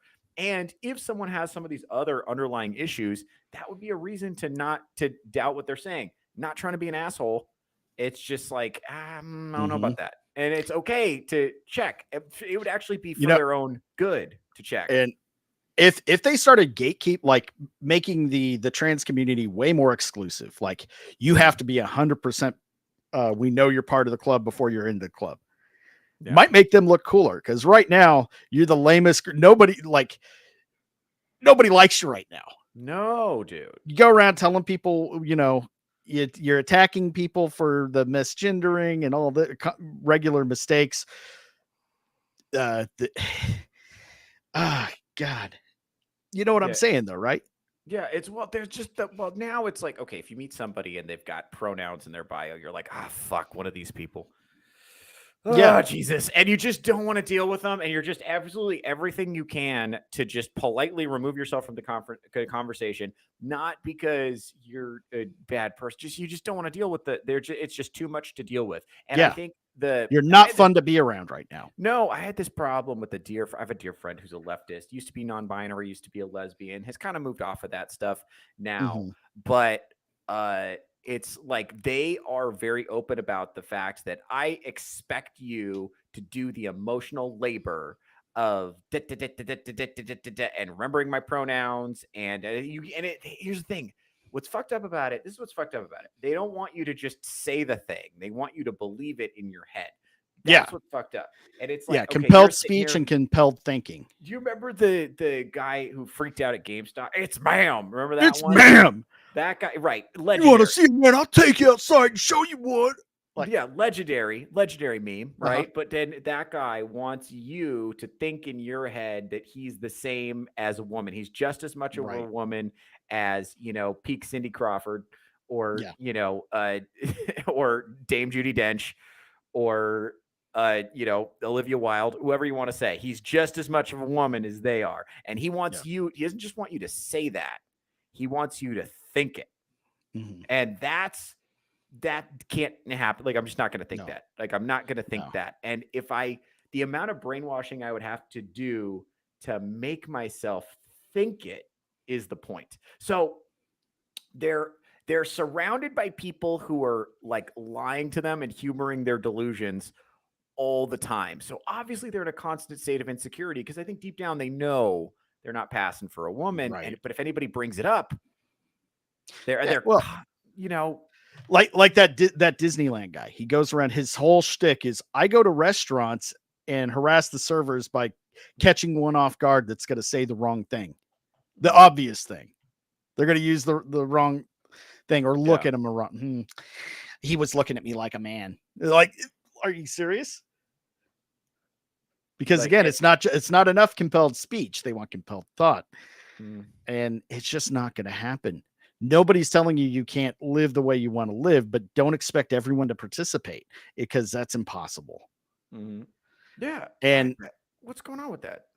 And once you start making it like in the UK right now, making it illegal for people to just be assholes. Assholes have a right to exist too. Yep. Not everyone's going to be nice to you. Some people are going to go out of their way to be mean. And that's a good thing. Yeah. I told you I was at a show the other day and a girl called me an open micer. I about slapped her. I was like, I've worked really hard to not be an open micer. Actually, it's very important to me, that distinction. It's like, no, I'm a road comic. I am a struggling road comic. That is a different category.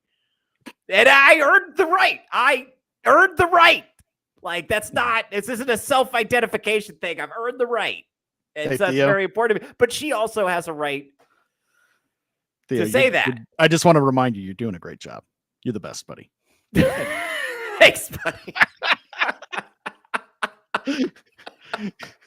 But I'm not going to pass a law that says that, Princess over here who's drunk at a bar throwing herself at men twice her age with the pot belly, that's not getting better. You never think of her at all, do you? Shut up.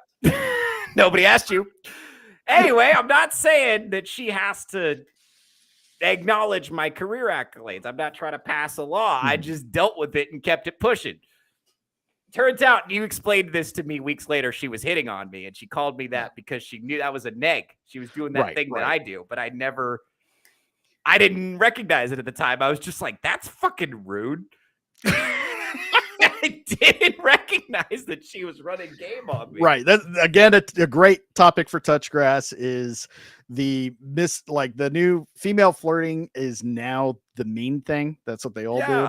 They've just all said, by the way, shout out to Green Haired Anti-Liberal, friend of the show.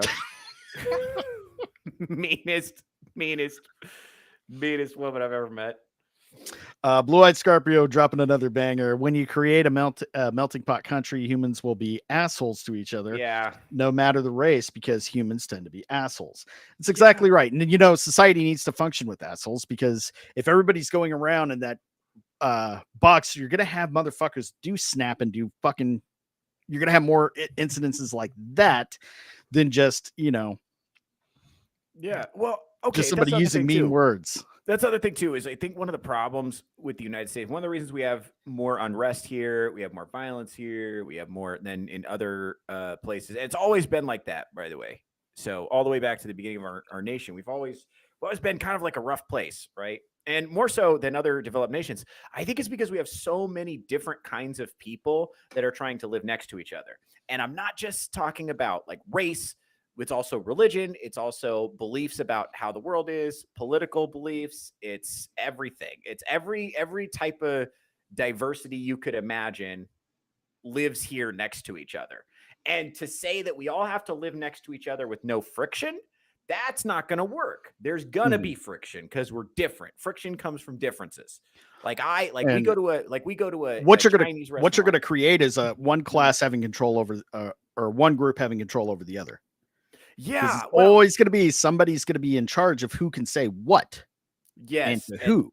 the and people how. who set the rules, and we have farmed that out to the HR department metaphorically, which is the old boomer women who are the nosy church ladies now, and the millennial women who are church ladies in training. Shout out to Gen X women. You guys really don't suck. Yep. Shout out to Gen Pretty X much women. holding it down. Gen X women. If I could put a baby in one of you, I would. Yeah, but that's real though. They like you're right. The person in power in a society where everyone has to get along is the person in power. The person who has the most power is who sets the parameters of what getting along means and what wrong think is and what wrong words are. And we've decided that the most hysterical, easily offended white women are who get to set the temperature of all conversations, and every conversation has to be said. It has to be conducted at an appropriate temperature where they don't get uncomfortable. And that means the amount of times I've been talking to a woman and I said something true and she was like, I don't disagree with you, but I need you to fix your language. And it's like, I'm not going to do that. I am not going to fix my language. I'm not going to do that. I said what I said. And here's the thing, if I can't speak to you in real word, if I have to use baby talk when I talk to you about reality, then we can't participate in society at the same level. No. That's not going to work. So we need to be able to have like real human conversations. And it's like, I'm not attacking you, but I am saying something that's true, that's difficult. And we're going to have to grapple with that a little bit. And that happens sometimes, especially if you're living in a pluralistic society, like we're saying. You have a lot of different kinds of people all trying to live together. And we don't necessarily, it used to be Catholics and Protestants couldn't live next door to each other without killing each other. Well, look, they're kind of united now. Yeah. Yeah. And in the most unlikely of places, Ireland. Crazy. Yeah, because they got invaded by. Yeah. Good Lord. But that's the best outcome for that whole story that's been unfolding for so long. Yeah. Isn't that great? Isn't that great? It's like we can fight when we expel these Mohammedan invaders. Right. That's great. Oh man. We'll have to do a whole Ironcast just on the Crusades. I love that. Absolutely. Oh God. Yeah. This is the thing. It's like, I think that is so hard for these, I don't know, the HR department to accept is that there's going to be friction between people. It just is what it is. And people who have differences. And the fact is, it is essential to, if you want acceptance, that's kind of how you get there. Yeah. Because it's not going to happen naturally or organically without that. And then learning to that's why I think putting a stamp on saying, well, racial and outdated jokes, we have to have warnings about these. No, you know why those existed? Because that's how you kept people from killing each other. Yeah. Yeah. Once fucking fucking Richard Pryor put on the white voice and some of the other very Mel Brooks jokes that was how else did you bring people together? And here's what it is. Here's what the reason you can't make jokes like that. Because here's the thing. I know you can, in fact, make jokes like that, and people do. If you hang out with comedians, that's how they talk to each other. It's completely different set of rules than you use with civilians. It's just no holds barred. You just say all kinds of foul shit to each other, and all the stuff, fat jokes, racial jokes, gay jokes, everything's on the table again when it's just comedians talking to each other. But I think it's what the HR department, the reason they don't like those jokes is they get nervous because they're like, if you make that joke, somebody might fight. And whatever we do, we can't have any conflict. We have to stop everything before it could get to a conflict. But if you don't voice it and get it out and have it, and it's all about conflict avoidance. It's not about conflict resolution. It's about avoidance. And actually those jokes help, like you're saying, that helps let off the steam, and we can say stuff. And also, by the way, you can clear up genuine misunderstanding, but now it's rude to even ask somebody from a different background why they do something. Yeah. You know, you can't even ask. And it's like, you could, like, I had a black friend ask me one time why, when I passed him in the hallway, I did this. And then I was like, and then it's like, why do you guys do that? Meaning white people. And I was like, because I don't know you, but I've seen you enough that I can't ignore you. He's like, oh, yeah, that's what that is. That's what that is. Yeah. That's like, so if we like, please don't beat me up. Yeah. It's like, I'm not carrying much money right now. I'm not a threat. It's like, I'm not a threat, but I don't know you. And so I would do that. I would do that to, it's like if we if we work in the same building, but we don't work together. And I don't know you, but we come to work at the same time. We're both parking. We're coming into the parking lot at the same time, and we come in the doors at the same time. I don't know you, but I've seen you enough that I can't ignore you. That's fine. Like, that's a thing. And then now that I know you, I'm like, hey, what's up, man? How you doing? So, but I know you now. And he asked me that, and he's like, I've seen whites do this. What do you guys up to? I love that he asked it like, I've seen whites do this.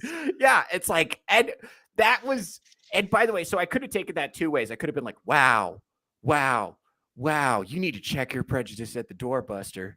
Yeah. Like, I could have done that, or we could have had a moment of understanding, and now we're closer friends. And now we live in this world where we have to pretend, because we're ruled by blank slaters who think all people are the same, and the only differences are what you're taught as a child, right? So you have to pretend like everyone's exactly the same. Men and women exactly the same. People who grew up in completely different circumstances, totally the same. You just need to educate them. It's like, no, people are different. The best thing you can do is understand it. They also act like every single cultural norm everywhere else is completely acceptable everywhere else. And if you don't accept it, then there's something wrong with you. Right. No, not everything is can be moved from one place to another and be totally accepted. No. Sorry, like, that's not gonna work. Well, in my country, we slaughter sheep in front yard every Tuesday. Nope. Naked. No. Why not? It's like, no, not happening. Don't do that here. You can do that. You can do that over there. Do that over there. Do that in your country. You don't do that here. If you're going to come here, you got to start playing by our rules. And that's where I think England's getting fucked up. The U.S. less. Like, wow, that's fucking disgusting. Go to jail. Yeah. And the guy who is talking about it online goes to jail, not the guy who's doing it. And I think here we're more used to incorporating people, because we've had several phases where we had the phase where the Irish came over, the Italians came over, imported a bunch of Jews. So we've imported a bunch of different ethnic groups that had impacts on the regions they moved to and affected the ethos of the country. And we kind of have just absorbed them, and it's become part of it. Right. But it's like England doesn't have that same history. So and the other thing too is they are a much, much, much smaller country in terms of population. So if you absorb millions of people who do not share your values, and I think where they fucked up is they assume that their values are universal. And this is classic like Anglo-American arrogance, to think that liberal Enlightenment values are universal to everywhere. That's not true. There's other parts of the world where they do not think like you. They do not think that all people are just the same and just need to get along. That's not how they think. They think they're better, and that if they can conquer you, they will, and they're allowed to. So, like, you got to understand that's who you're dealing with, people who do not see the world the same way as you, and there's no amount of education you can give them that is going to make them think like you. So if you want to learn to live next to them, that's fine. But that is going to change what your country's like. And that's not, why is that fucked up to say? That's just true. And I mean, you're going to have problems. Again, you mentioned how much of a smaller population all these countries in Europe have. So they bring in a larger and outnumbering population, or it doesn't even have to be, because it's a population that, I don't know, doesn't really, that kind of frowns upon that whole women's right to choose thing. They don't really have that. And they multiply very, very quickly. And then You also allow them to be elected into positions of power. Before you know it, it's like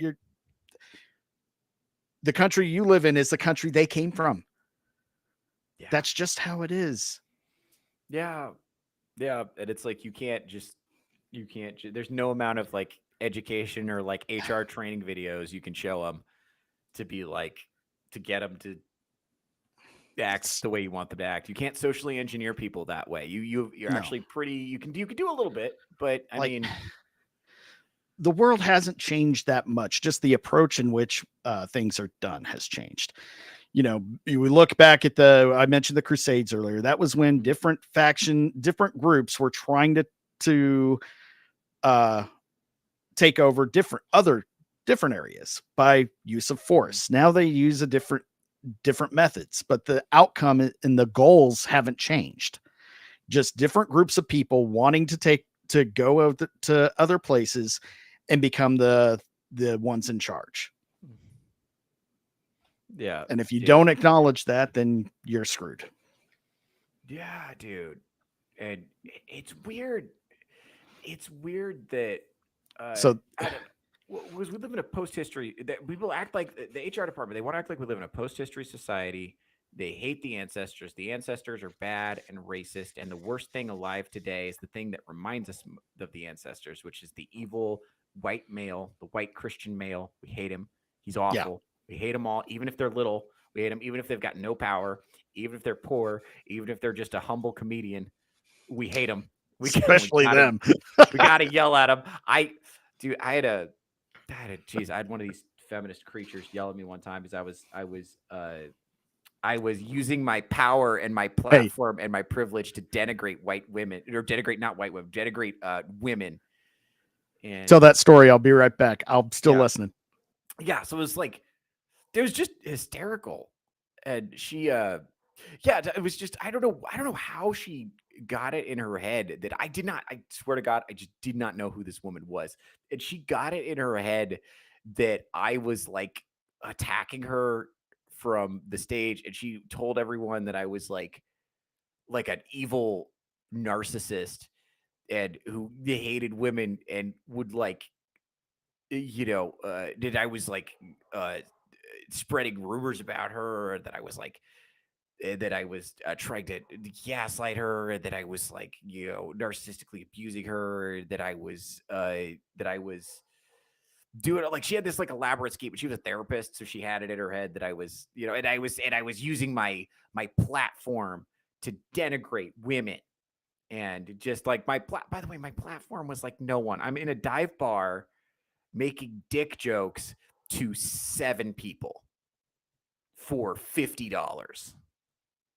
That's my platform in that case that she's talking about. I wasn't like on the internet at all during this time. I was just kind of doing stand-up. And she got me kicked out. She got me banned from several different clubs because I still don't know this woman's name, by the way. I don't know who I would just see her. I was like, shit, that chick's here again. All right, I guess this is going to happen. I never, I didn't like seek her out. I don't know who she is. I don't know a thing about her. I just know that she hates me. And I have no context for why.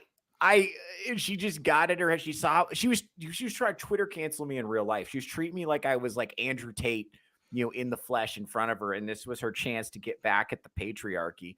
Mm-hmm. And I don't know where that was, fucking, coming from.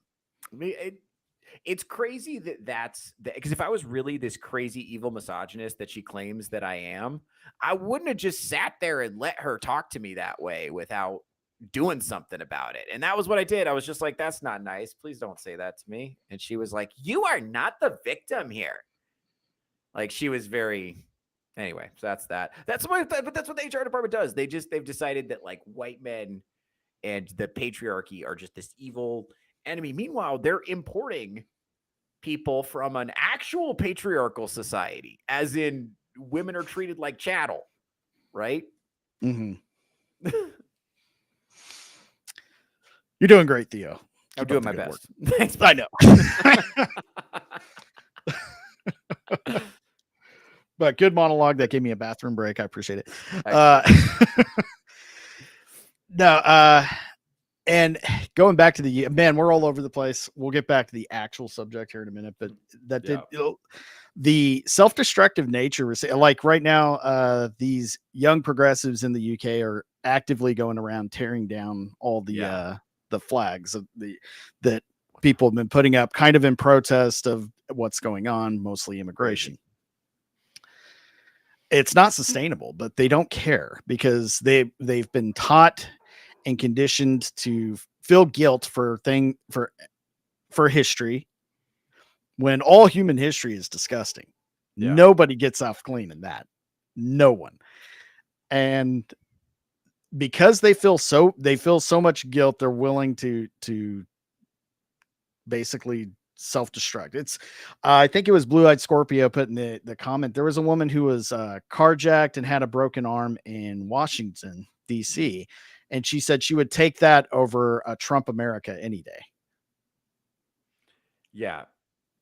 And it's just like I saw another tweet that from a woman in Britain who said she's more afraid of right-wing men than she is of migrants, and right-wing men are just like blaming their own sexual perversions and their own propensity for violence against women on migrants. And it's like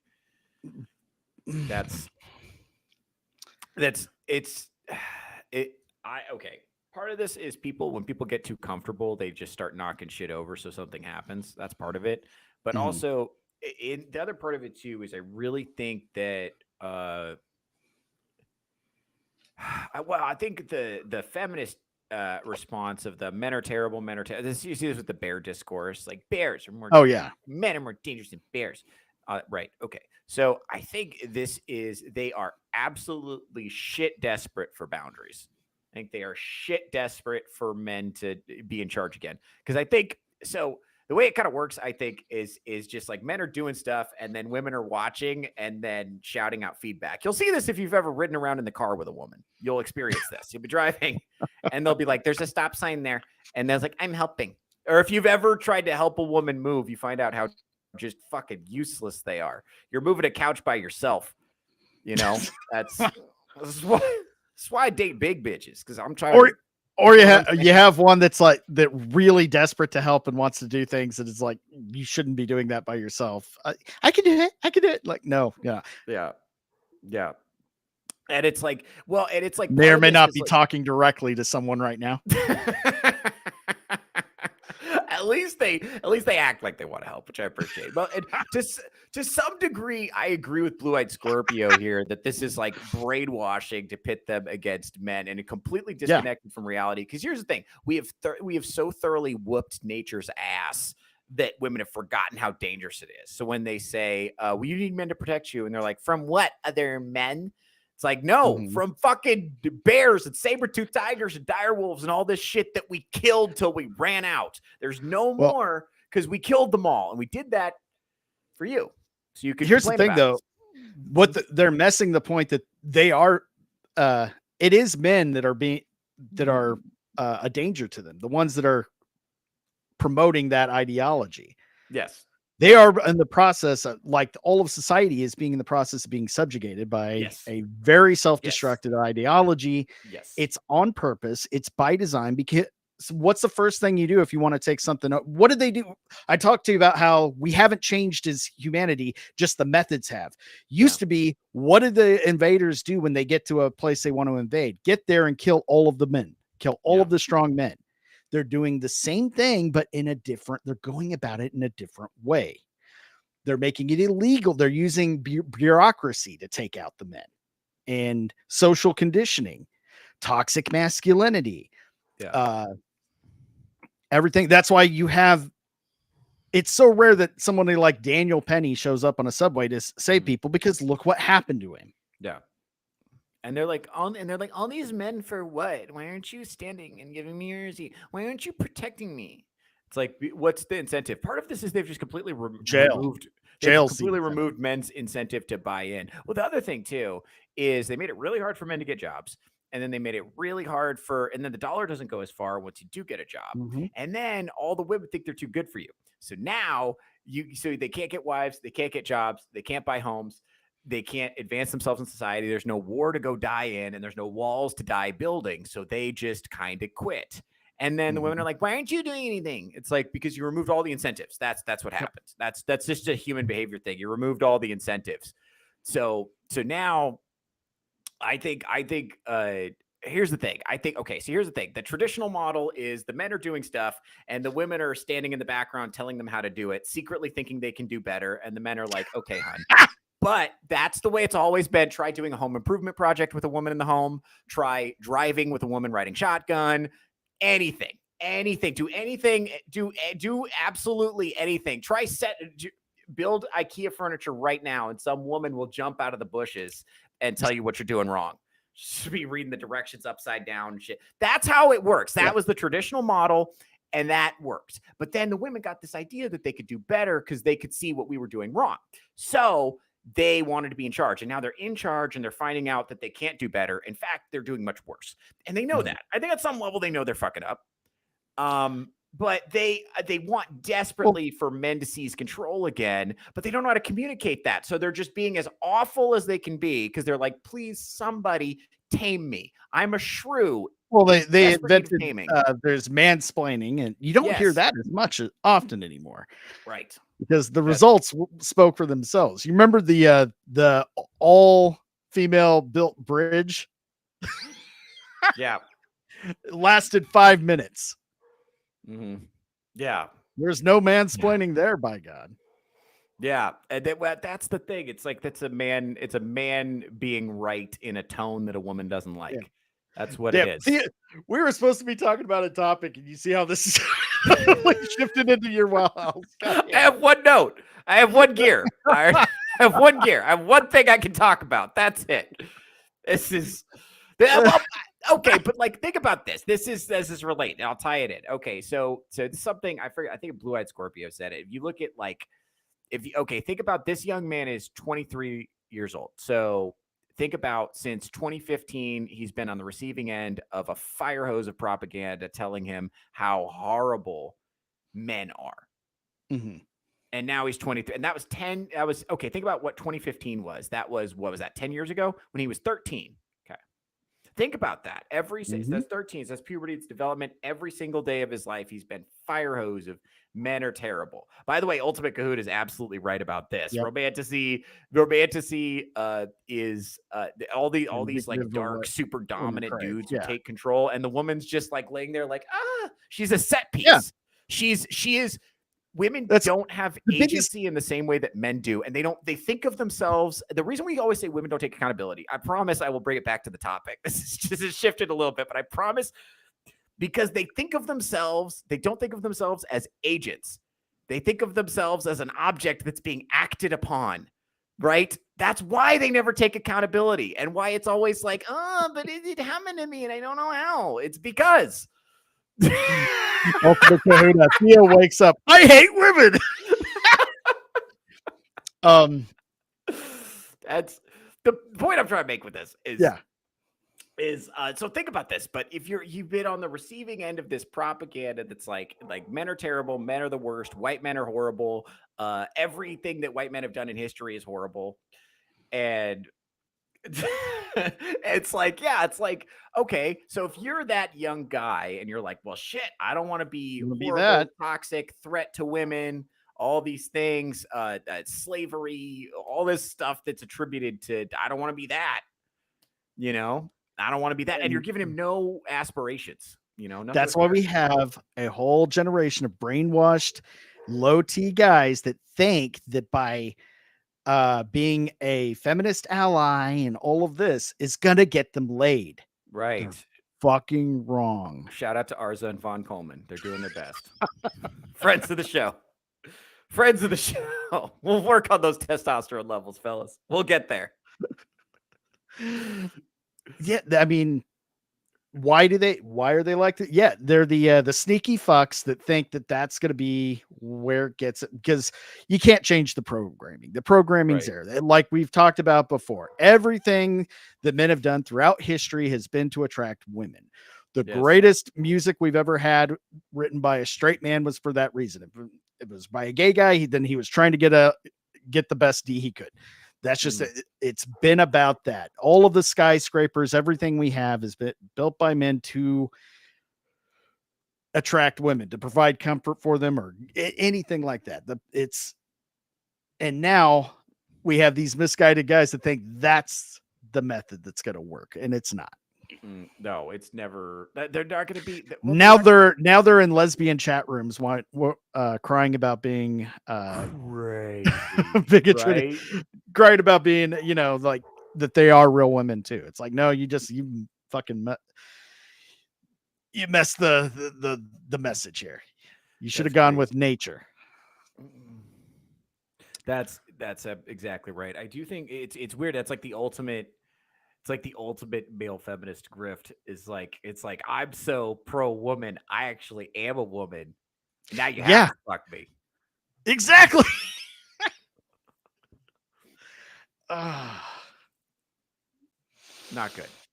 Not good. No, not good. To kind of get back a little bit on topic here, I did want to watch this before we get too far. It's the Jesse Waters clip from last night. I think it's a really good clip. So we're going to watch that and talk about that a little more. Probably go about, what do you want to do? About another 30 minutes? Yeah, let's do it. All right, cool. Suicidal transgender who hates Trump's Christians and Jews shoots up kids at a Catholic school, and the media wants to take away your handgun. So how are we supposed to protect ourselves from trans shooters? The media is bad at pattern recognition. We aren't. Just 2 years. Shout out to Arza and his favorite phrase. Now, see, if Arza is watching, pattern recognition is fine when applied evenly to all things. When you're only focusing on one, then you're kind of a bummer to be around. Love you, Arza. It's a great teachable moment. Right, we're making this transformative. Years ago, another trans 20-something walked into a Christian school in Nashville with a rifle and shot 3 kids and 3 adults. They buried. Now, I do want to point one thing out. It is kind of interesting that we were able to get all of Robert Robbins' manifesto and stuff earlier, but it wasn't thanks to the media. That was thanks to internet sleuths, from what I gather. Yeah. Everybody, as soon as it happened, people were on it and getting everything before it could be scrubbed. I did want to bring up a post. Well, I had it up earlier, but we started talking about women. Gee, I wonder why, Theo. And that they had scrubbed his social media presence, but everything got documented ahead of time. And if we have time, we'll watch a few of those videos. They are really uncomfortable, though. But it took for Steven Crowder that we would have any of her writings. Talking about wanting to take out all those little blonde Christian effers. Ultimate Kahuna for $1.99. Theo's biggest fan. Isn't it true? It's just gay with that. Isn't true as just gay with extra steps. Yeah. Or straight with extra steps in the case of male to female lesbians that like to frequent lesbian only dating apps. I think the trans thing is like is guys who are turned on by the thought of themselves as a woman who want to fuck women. That's one. And then it's also so much of it's just a sexual fetish. Yeah, and another thing is like gay men who want to fuck straight men. That's another one. And they get mad when they find out that isn't reality. It's not happening. No. Yeah. I like Chrissy Mayer posted earlier. One of these guy he's in a pickup truck. He's trying to be as macho as possible, justifying how straight he is and how it's okay to date a trans woman because trans women are women. But it's like, dude, no, it's no. Like go to say gay with extra steps. Fine. You're just gay with extra steps. Bingo. Read the manifesto and lock down the case. We've seen trans shootings in Colorado and in Maryland. They even shot up an ICE facility in Texas. And it seems like going back to that one, Theo. I'm saying that one at first glance in the right lighting, That one might have fooled No, me. sir. I'll be honest with you. No, sir. I'll be honest with Come you. on. Okay. No, come on. Okay. Okay. That one, you're full of shit. That chat. Okay. In soft lighting, that one's not fooling you. Come on. You're not clocking that. All right. Go ahead. All right. Chat, weigh in. And it seems like half of Antifa's trans. A couple of days. Okay, that one? Really? That one. You're knowing immediately. It's a dude with makeup on, my friend. Okay. No, but there's under soft lighting, if it's just a glance, you are clocking that. Really. I don't believe you. I think that one passes. I do. Teslas. The mayor of Minneapolis Chat, feel free to says, weigh in. you can't say that. Anybody who is using this as an I think it's almost just as offensive that he came out to defend the trans community immediately, same day. This is right after it happened. Yeah. Is in just as bad a taste as if he had decided to go right into gun control like he wanted to. Neither one can we just talk about the victims before you start making the victim class the subject of conversation. opportunity to villainize our trans community or any other community out there I hate has that lost fucking their word now. sense of common humanity. We should not be operating out of a place of hate for anyone. We should be operating from a place of love for our kids. I don't hate anyone who thinks they're trans. I feel sorry for them. But statistically, the trans population has been prone to violence. Well, and we were talking about this earlier. The trans population does have a history of being prone to violence because they all have mental health issues. Yeah. And our response to their issues is to pump them full of hormones and psych meds. So yeah, no wonder they're a little loopy. They had issues to begin with. That's only staggering. It's only crazy to think about. If it's like also trans women are way more likely to be sex offenders statistically, way more than any other population. And it's like, yeah, because you're selecting for perverts. That's why. Because it's like, okay, it's weird. These perverts are acting like perverts. That's so weird. They keep perving on stuff. That's bizarre. Yeah, I thought the 4-year-old guy that dresses like a 8-year-old girl was totally well adjusted. Yeah, Had no idea that he would be into some weird shit. Yeah, and it's only weird if you're like, this is an identity group just like any other identity group. They're just like normal, regular folks. Just like it's like, no. You're selecting for a group of people with issues. And we have to be honest about that if we're going to deal with this problem effectively. And again, it's because they're putting them all together into one box. And that's not villainizing, that's reality. And if you can't recognize reality, you're in danger. We love the American people, especially American children. And if they're troubled and believe they're somehow a girl trapped in a boy's body, we want to get them help. We don't want to give them hormones and operate on them. Yeah, because again, it's like little Becky won't eat and is writing some really disturbing poetry about her schoolmates. Well, we better cut off her tits about it. That'll solve the problem. Crazy. And well, a part of it is we don't have, the other thing too is we don't have any good solutions. Because like the solution is send him to a therapist, and then the therapist is gonna say, cut off her tits about it. That's we don't have another alternative. So if you have a troubled child, usually you'd send them to military school or something, and that would sort them out. Send them to Dr. Phil's ranch, and then they'd become a rapper. But now this is our best try. I'd rather send them to Dr. Phil's ranch, if I'm being honest. That's better.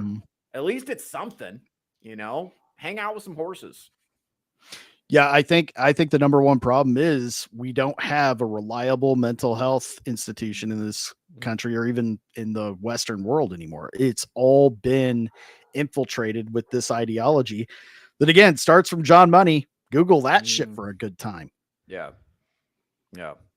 This is our substitute now for, we used to say, okay, if you have a problem, let's go pray about it. We're going to go to the church, fix it. And it's like, and I understand a lot of people that did not fix their problem. That did not get No. administered the right way. I totally understand that, but I Nope. don't think the answer was getting rid of that completely. There's No. maybe a both. No. And Get rid of there were some definitely bad factions of that need to be Yes, for acknowledged. sure. There were some different really abusive camp church groups out there that were trying to pray the gay away or beat it out of them and all that. Very destructive, but Not good. the replacement isn't much better than the latter. No. Because either way, it's just using ideology instead of actual mental health treatment. Society shouldn't be trying to produce more trans kids. We shouldn't be encouraging. I love that he actually said that, because they are trying to produce them. Yeah. They're trying to find any kids with any, issues and push that onto them. Some of them might be completely straight and just have mental health issues. Others just might be gay, and they're not giving them a chance to fucking decide. And I've been since this all started, I've been saying that once these people hit adulthood that have been basically used as an big social experiment, we're going to have a lot of really bad outcomes. Yeah. Yeah. It's horrible. The well-adjusted ones will just sue their parents and the doctors. The others might do something more tragic. Yeah. And you're the asshole for pointing that out. Like, Yeah. you're now, I'm a bigot for saying that. Just for saying that, hey, maybe we shouldn't Frankenstein people. Maybe we should, I don't know. Have you tried the Dr. Phil ranch? Have you tried hanging out with horses? Because there's a lot of things you can try before we get to that. But once you start down that pathway, it's very hard to change course. And it's very hard to reverse some of that. So steps are irreversible.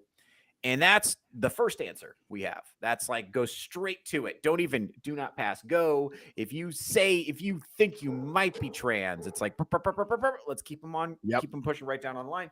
And the thing is, what bothers me about it is they act like it's motivated by compassion and they're moved by the plight of these poor trans kids who are just going through it. And it's not that. It's a financial incentive. It's a perverse financial incentive that they're following, and they're trying to dress it up like it's compassion. So if you start asking questions, they can call you a bigot.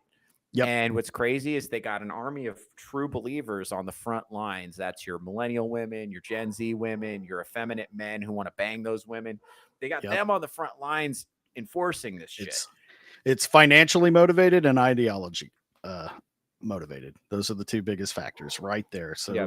Well, then you got guys like Mayor American Psycho here, who he can leverage the ideology and the tragedy and the financial incentives and all that stuff. He can leverage that to gain power for himself.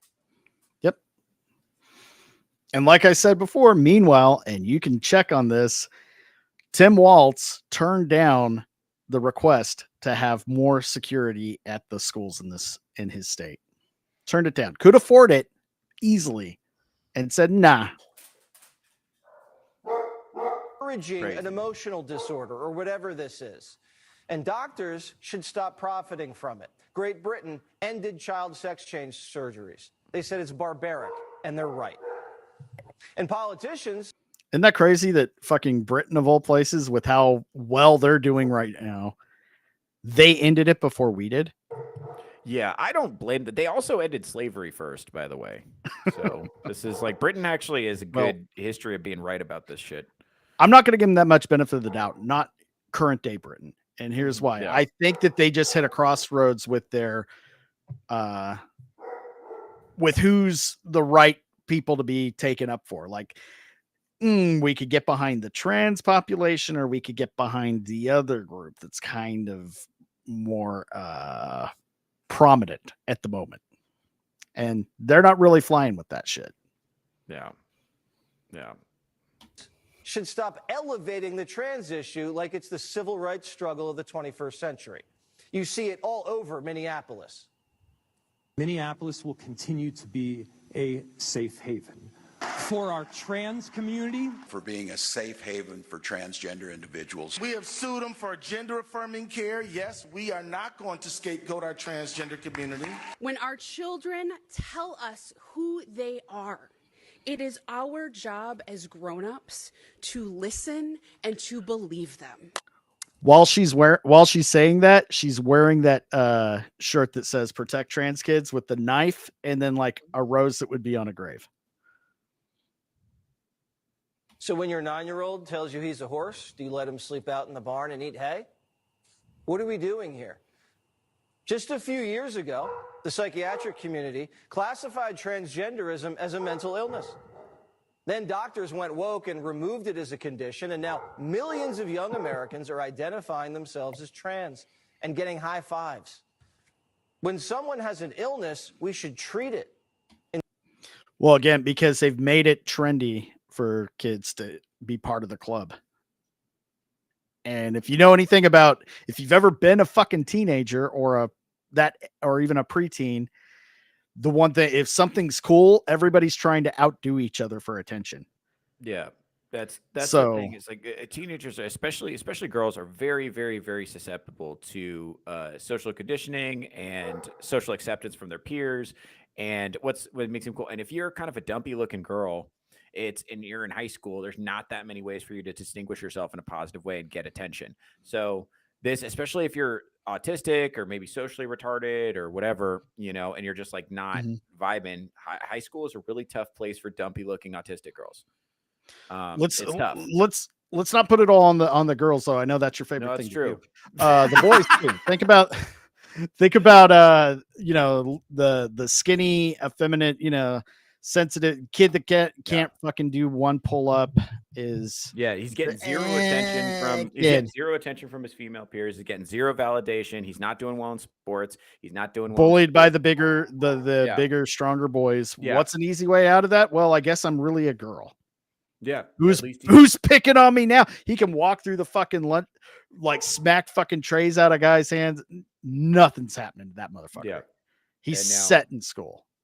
Right. And he's always, that's the other thing that okay, not going to be good for the long term. No, well, this is important too. It's just there's a change that happens to boys. You stop being a cute little boy and you start being a teenage boy, and that's the point where you go from being people are happy that you're around to now you're like, fuck, and everywhere you go, you're horrible to be around. Nobody likes you at that age, and you become kind of a menace. And then, so what you get if you're trans is you get to complain again and have people take you seriously. And you lose that as you grow up as a man. People stop giving a shit about your complaining. It becomes whining and they don't want to hear it anymore.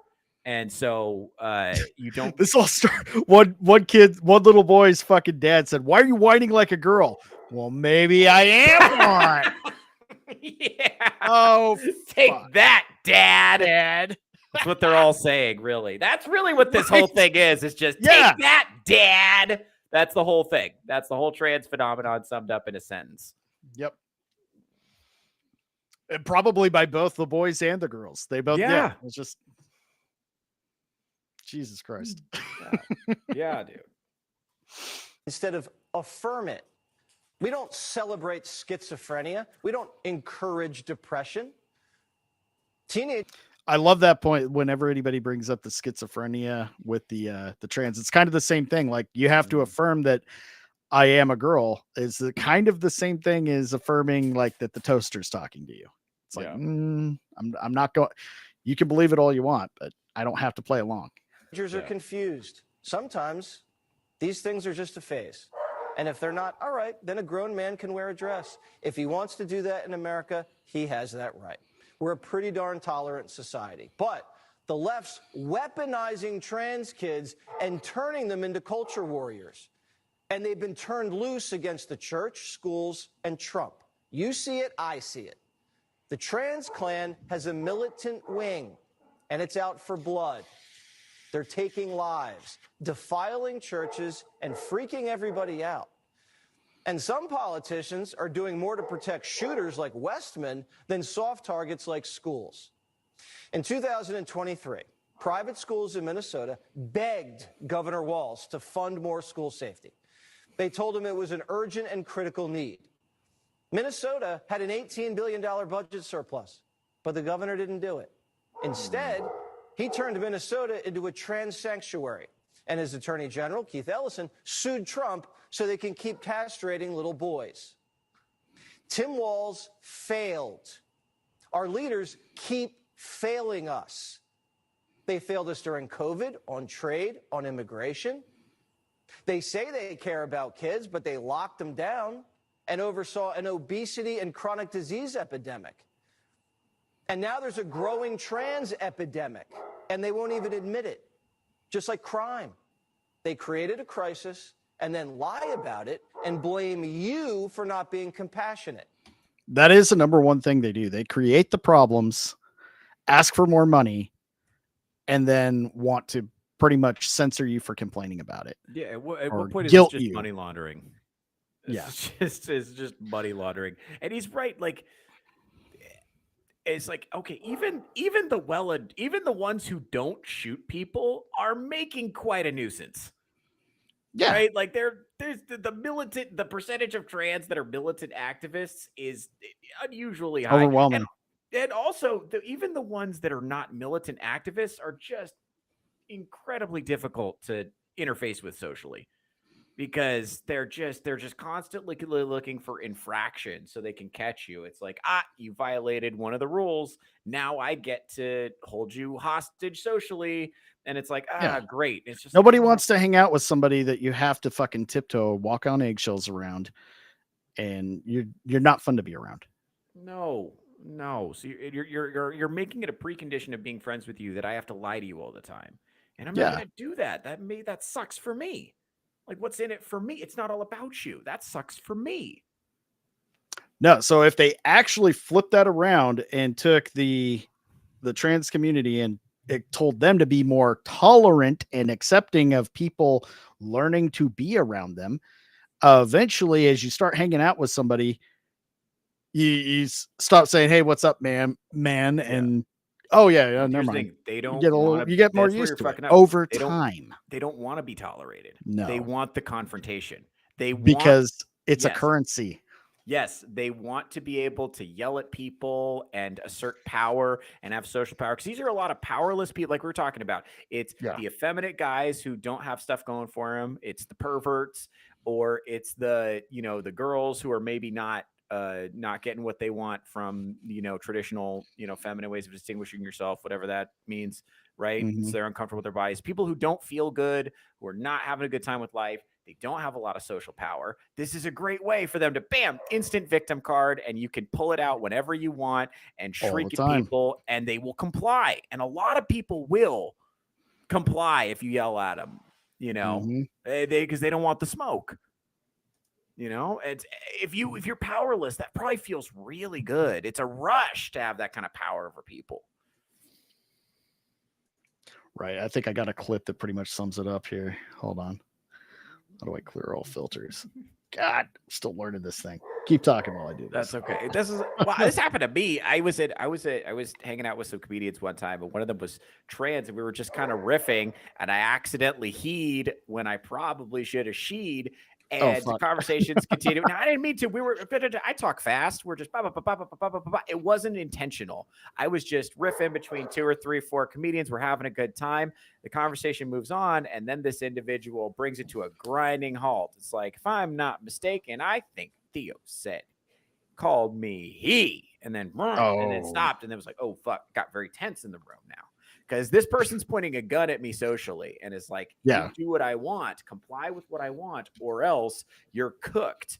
And it starts here, but then you're going to be ruined, and it won't be long before you're ruined. Now, of course, I got canceled in that community anyway, so I should have just, but I did. I bit the bullet. I was like, oh, my bad, bro. I really did back off, because I didn't want, I wasn't trying to die on that hill.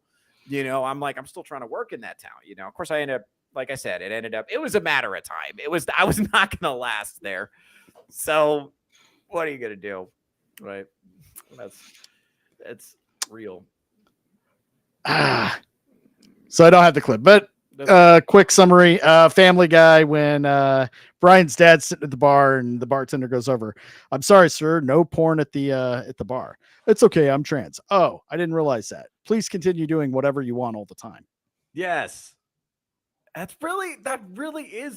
was so well done, because these people are setting up a situation where they just can't be held accountable, and they can exist in a constant state of emotional immaturity where they're being placated by everyone all the time. And that's not a recipe for a well-adjusted adulthood at all. No. Like, you're gonna have a really hard time with life. That's really fun in the short term, but long term, it leads to ruin. Like, you wouldn't let anybody live that way that you cared about, you know? Oh, see you, Blue-Eyed Scorpio. Thanks for hanging out, bud. It is, and again, this is just the problem with the left mindset in general, is they only think in the short term to get what they want immediately, regardless of consequences later on. Yes. How do we get more votes right now? Let's import more voters from other countries, give them everything they want for free, so they vote for us all the time. Yeah. Won't change the fabric of the place you live in, possibly in a negative way? Doesn't matter. Works right now. No, well, and that's the thing. The transes vote for us, so let's get more transes, and they'll vote for us. And they didn't understand the amount of instability that would create, because you have all these people who are not well adjusted. They're emotionally unstable, and you're pumping them full of meds and hormones. It's like, dude, you don't understand how much psych meds affect your behavior, and hormones that are not native to your body affect your behavior. Even the ones that are native to your body. I mean, for fuck's sake, have you ever met a woman? Sorry to change it again. That's my bad. I can't stop. I'm stuck in that gear. Please continue. This is you fun. Understand what I'm saying? Like, it's just, and also like all of us probably knew a guy in high school that there were rumors about him being on steroids, and you know how wild that guy's. If you've been around somebody using steroids, you've been around some. I've been around a lot of juicers. Yeah, let me tell you. Yeah, roid rage is not fucking fun to be around, and some of them, like, you never know. It's unpredictable. It can be from anger. Some of these, I think it's more scary. I've seen a roided out guy like just doing the typical like smashing thing, like mad for a really irrational reason. It's even more fucked up and freaky when they start crying. Then you really don't know where shit's gonna go. Yeah, dude. Like I think Chris Benoit probably wept a little bit before shit went real south in his his household. Yeah, dude, and that's not a joke. And so here's the thing. Okay, so we know what happens when you add hormones to the body that aren't native to it. You don't know what's going to happen, but the emotions go haywire, your thoughts go crazy, and then you mix in psych meds there. And a lot of these people are on not just one psych med, but maybe a cocktail of different psych meds that are all interacting with each other. And then you're throwing in hormones in addition to that. All of that the body's not natively producing. Okay, that's gonna have an impact. These people are not gonna be okay if you do that to them. I feel way more bad for these people. Like, I don't like when you say I hate trans people. It's like, no. One of the reasons I didn't jump on that comedian, or I didn't like fight back, because it's like, that's a really fucked up thing that guy did to me. Was like, you call me she, or else I'm gonna socially ruin you. That's a really fucked up thing. But the reason I didn't jump on that is because I look at this person and I'm like, here is I see, frankly, if I'm being honest, I see a young man who really is in desperate need of help, who did not have a good relationship with his father, didn't have a good relationship with his mother, and now has made some very, very tough, hard to reverse choices about how he wants to live his life. And they're medical, long-term, physical consequences to the choices that he's made. And it's not getting better. And it would be a long, hard road back to something approximating a normal life. And it's, you know what? So I look at that and I'm like, this is a person who deserves my sympathy and my help, I agree 100%. And I feel bad. Yeah, like I do feel sympathy for the people that are already in it, but I feel very protective of the kids that are not yet able to make that decision for themselves. Yeah. That's the bigger issue. That's where, protect church. I agree. Protect kids in general. Shit, I had something else, but trying to get back to where I was on it. Fuck. Anyway, if I think of it, I'll interrupt. Okay, go ahead. Yeah, it does. I agree with you that we got it. It's young people are particularly susceptible to it. Well, because young people, their brains are made out of pudding. They'll just believe whatever you tell them. Yeah.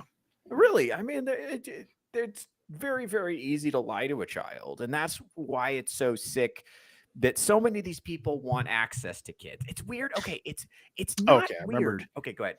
I remember my point. So we have they did no amount of research on it just to start pumping kids experimentally with all kinds of shit, not knowing the consequences.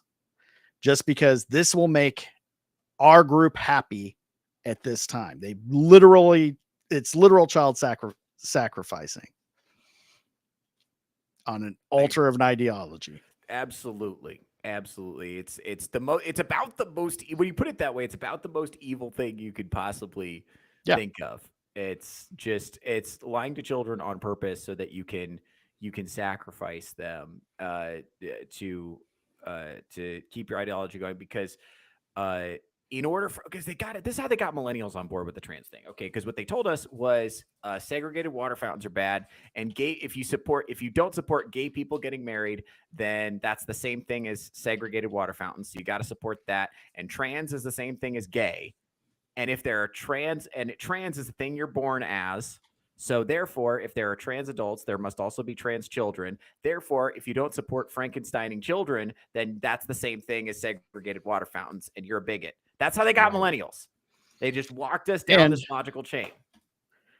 And they made it fucking fashionable.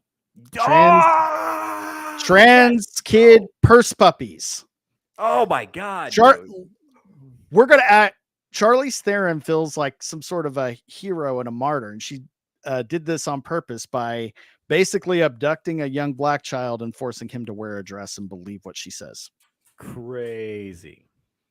This little boy was able to perfectly and eloquently convince Charlize Theron that he is actually a little girl before he hit puberty.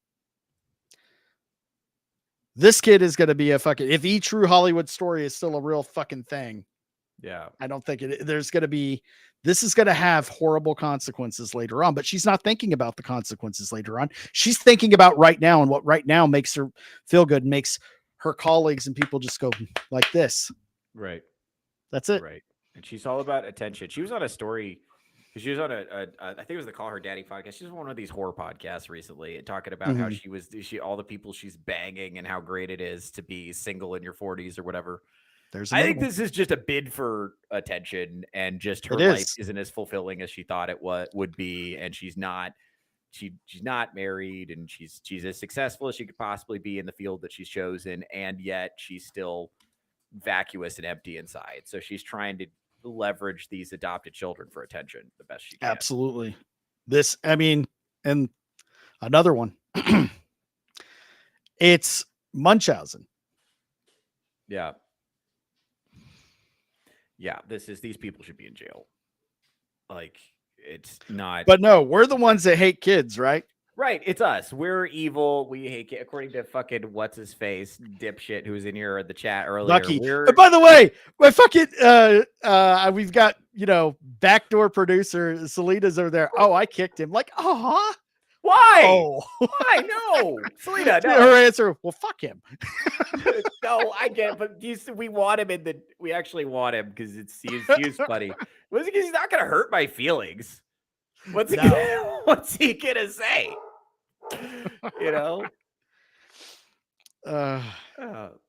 Yeah, for real.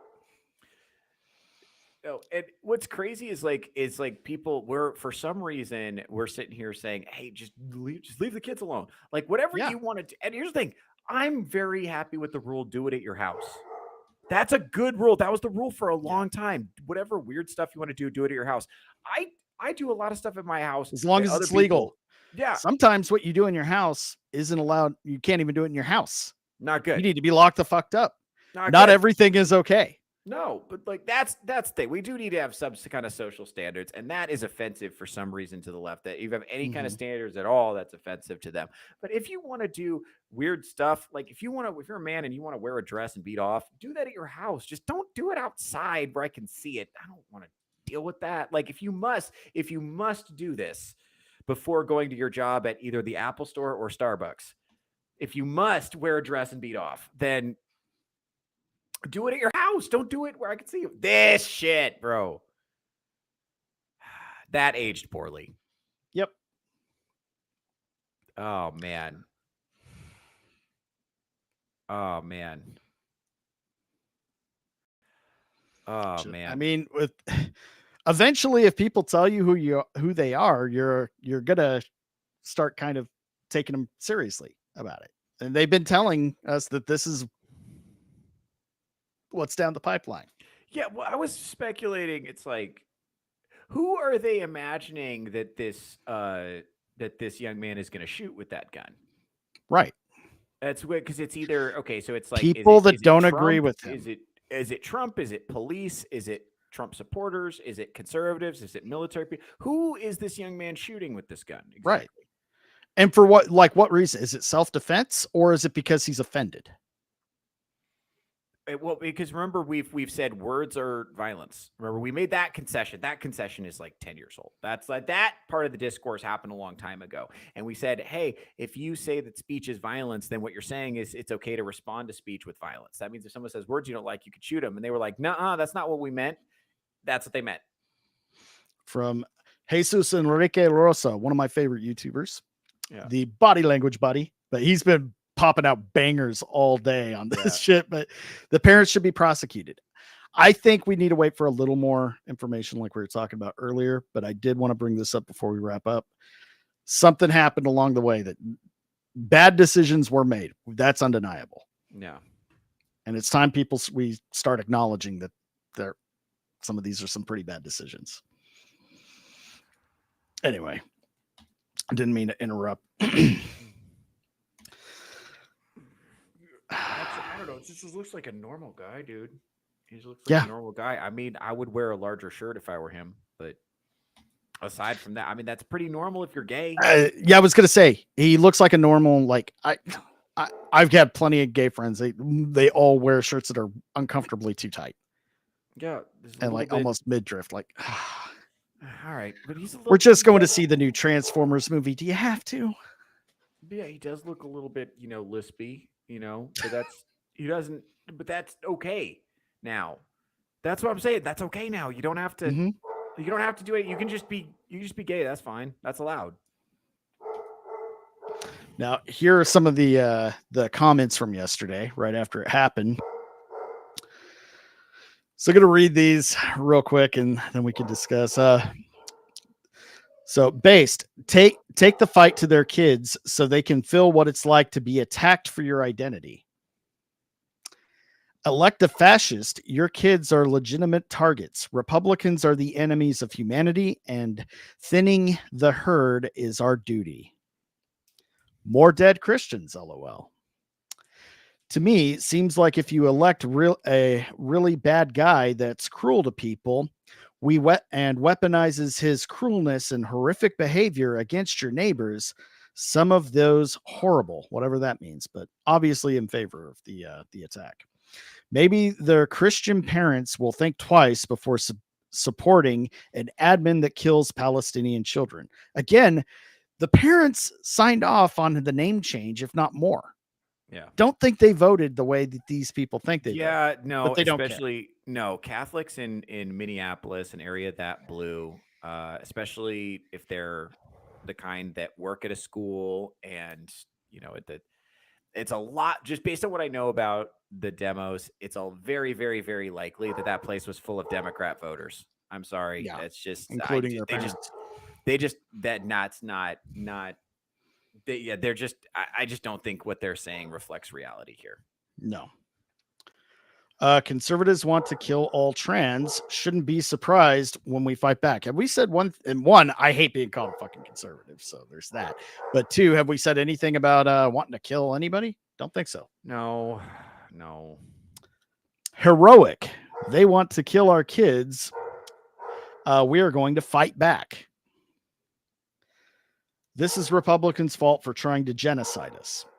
Am I supposed to feel bad that rich Christian kids are gone? Good riddance. The trans community will not die lying down without a fight. I hope the guns are okay. Future religious extremists dying isn't a bad thing. And last one, thank God. It's hard to believe this could happen at a Catholic mass.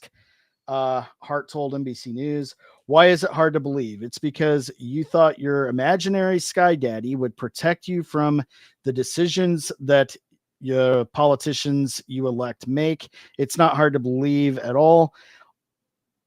At all. You just wish you made up bullshit worked instead of actually doing anything about it. Again, one side is you want to talk about dehumanizing the other side. Yeah. You really see this more in the other direction. Yeah. Yeah. When Well, one wants to get people as much help as possible instead of slapping labels on everything and hoping for the best because it makes you feel good. Yeah. But this is classic projection. This is what the left always does. Whatever they say you're doing is what they're doing. So they say you want to kill us, they mean we want to kill you. When they say you know that you're some kind of extremist, you know, they're actually the extremists. See that? Yeah. And then Jesus Christ, they really got the knife and the rose. So let me ask you something. What is the knife for? Because the knife is under the word protect, right? And the rose seems to be, I think the implication there is you're laying that at a grave. So what's the knife for? I would say taking out anybody that disagrees with the ideology. Yeah, that's the extreme version. That's kind of what I was thinking. And that's the weapon you would use to protect the trans kids, presumably, right? If I'm following, I've seen the same T-shirt with a gun in place of the knife, or a gun above the word protect. That's protect, pretty unambiguous. Gun, protect, knife, trans, rose, kids. Yeah, it's hard to make a peanut butter and jelly sandwich with a gun. Yeah, you could do it with a knife theoretically. So I might be willing to give them the benefit of the doubt on that. But no, I don't think that's what's happening here. I think. And it's weird because it's like one side in particular that's doing this, and the other side, the side that's showing all the restraint and all the patience, is the side with the guns. How much longer do you think you can keep doing this before you get a response? And I think part of them, that's what they want. I think they want a response, and they have. That's why they keep saying that there's this ultra alt-right sect of militants out there ready to exterminate everybody they don't like.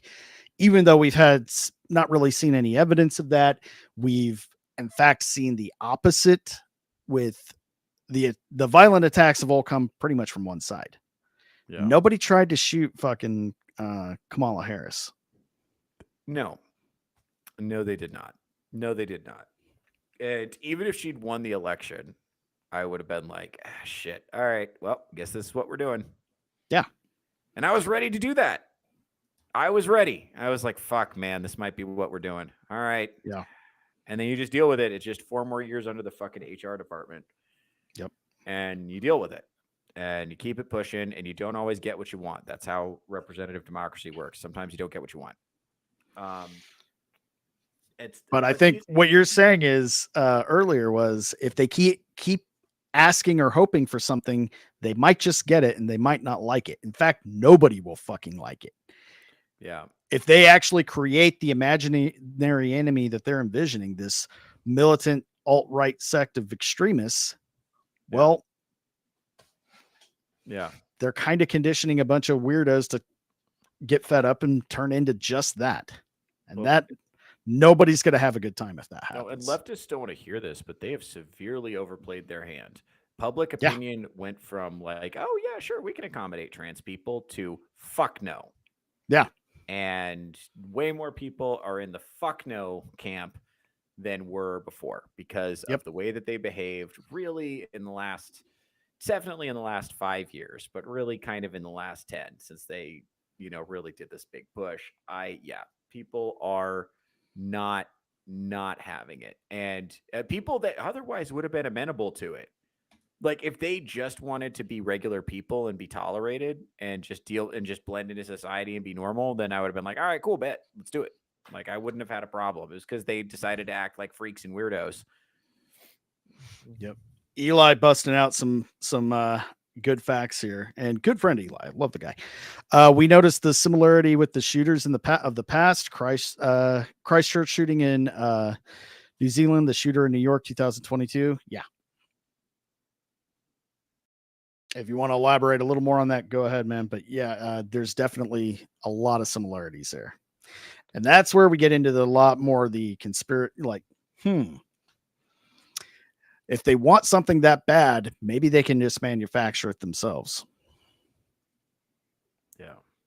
Because what the people that don't seem to realize, they think that their side genuinely cares about them, that the people in power really want what's best for them and value their lives. No, the fuck they don't. They are the first ones that are perfectly okay with collateral damage if it gets the goal they want, if it gets the outcome they want. If it turns everyone that disagrees with them into the enemy that they can dehumanize, they don't give a fuck. No, they will be. Listen, the left will discard them when it's no longer politically expedient. I don't know if you've noticed this, but a lot of Democrats have been fielding the trans women in sports question lately, and they've been saying, "Oh, we should let the individual sporting bodies decide," which is, by the way, the same deflection that the Republicans used to do when they didn't want to answer a straight answer about abortion. They would say, "Oh, let's let the individual states decide," which is to say this is a contentious issue and I don't want to take a firm position on it because I don't want to alienate voters. And they're doing the same thing with trans people. As I promise you, as soon as the Democrats can unshackle themselves from this temperamental demographic, they will, because they have become a liability and everyone knows it. And everyone at DNC headquarters is thinking, how can we cut off this cancerous growth on our party? And they're trying to figure out a way to do it. But the problem is they told everybody that trans people were about to get genocided and that Trump was Hitler and Hitler's in power. So they can't just toss them out in the cold. That's not, work. Exactly how they're going to do it, though. They'll just quietly stop talking about it and stop advocating for them. But the only way they can do that is to find another victim class to prop up. Yes. Because this is what they've done with other groups. The other groups are just too stupid to realize that they've been discarded. Women up here. Now it's a minority group. Now it's another minority group. It's crazy. We'll switch back and forth here and there. Now it's trans. Because it was gay, then trans. Well, it was women for a while, and now the women are fighting for the right to have men in their locker rooms because that's what the Democrat Party told them to do. And also, remember in 2018 when fucking everybody was like hyped up about Black Lives Matter? When was the last time you heard a Democrat say Black Lives Matter? Nope. Quietly stop talking about it. Isn't that interesting? Isn't that interesting? We had a black person running for president ostensibly, and she wasn't really making those issues central.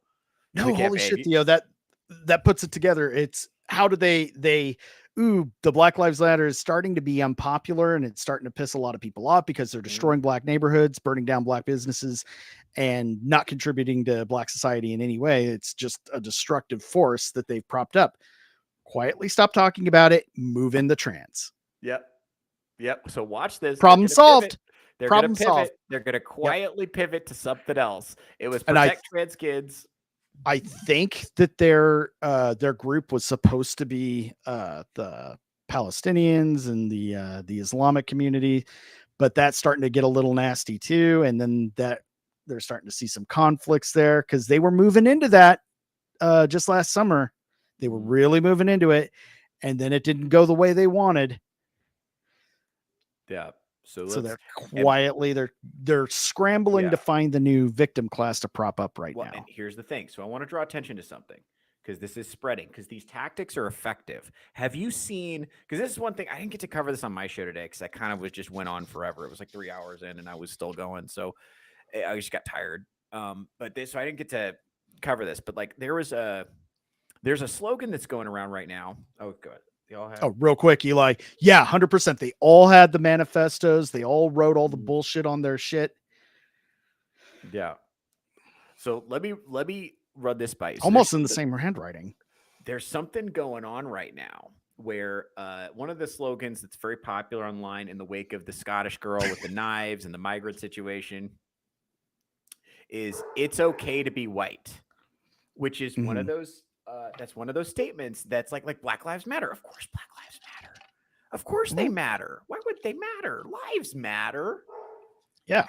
Right. And of course it's okay to be white. It's not bad to be white. It's one of these innocuous, inarguable statements that's a Trojan horse for something sinister. For some bullshit. Yes. Yeah. Because this is the white, because now white people are using racial identity politics in public. Oh, absolutely. And it's happening now. And once you mobilize that, once you let that out of the cage, and here's the thing, it's not popular with millennials because we were raised on like racism is bad. Okay. Right. We grew up learning about Martin Luther King every single year. Right. Zoomers are not like that. Zoomers decided that the history they were learning in school was bullshit. So they sought out extra sources. And now they're wondering whether or not Winston Churchill was really the villain of World War II. Right. They are way more comfortable being fascist and white identitarian than was. It's been a long time since that kind of thing was within the Overton window. And it is now. It's back in a big way. And these guys are almost old enough to hold public office. And they will. And it's kind of funny. The extreme on both sides both hate the Jews. Yeah. Right now. God, sucks to be them. Right. Yeah. But here's the thing. They learned these tactics. It was the left who mainstreamed these tactics. It was the left that said organizing along racial lines is okay. And that you can use violence for racially tribal reasons. That was the left that brought that in and said that was okay to do now. And eventually it's like, been warning them. Jordan Peterson was warning them. I was warning people, not that anybody gives a shit. I was warning people about this. I was warning my leftist classmates in law school. I was like, if you do not learn to talk to these people, they're just going to get violent. Yeah. And they were like, nuh-uh, I shouldn't have to talk to anyone. I can do what I want. And I was like, all right. I tried to tell them. Now fuck them. I don't care. This is what happens. This is what happens. Now you got a bunch of Zoomers who are okay being Nazis. You happy?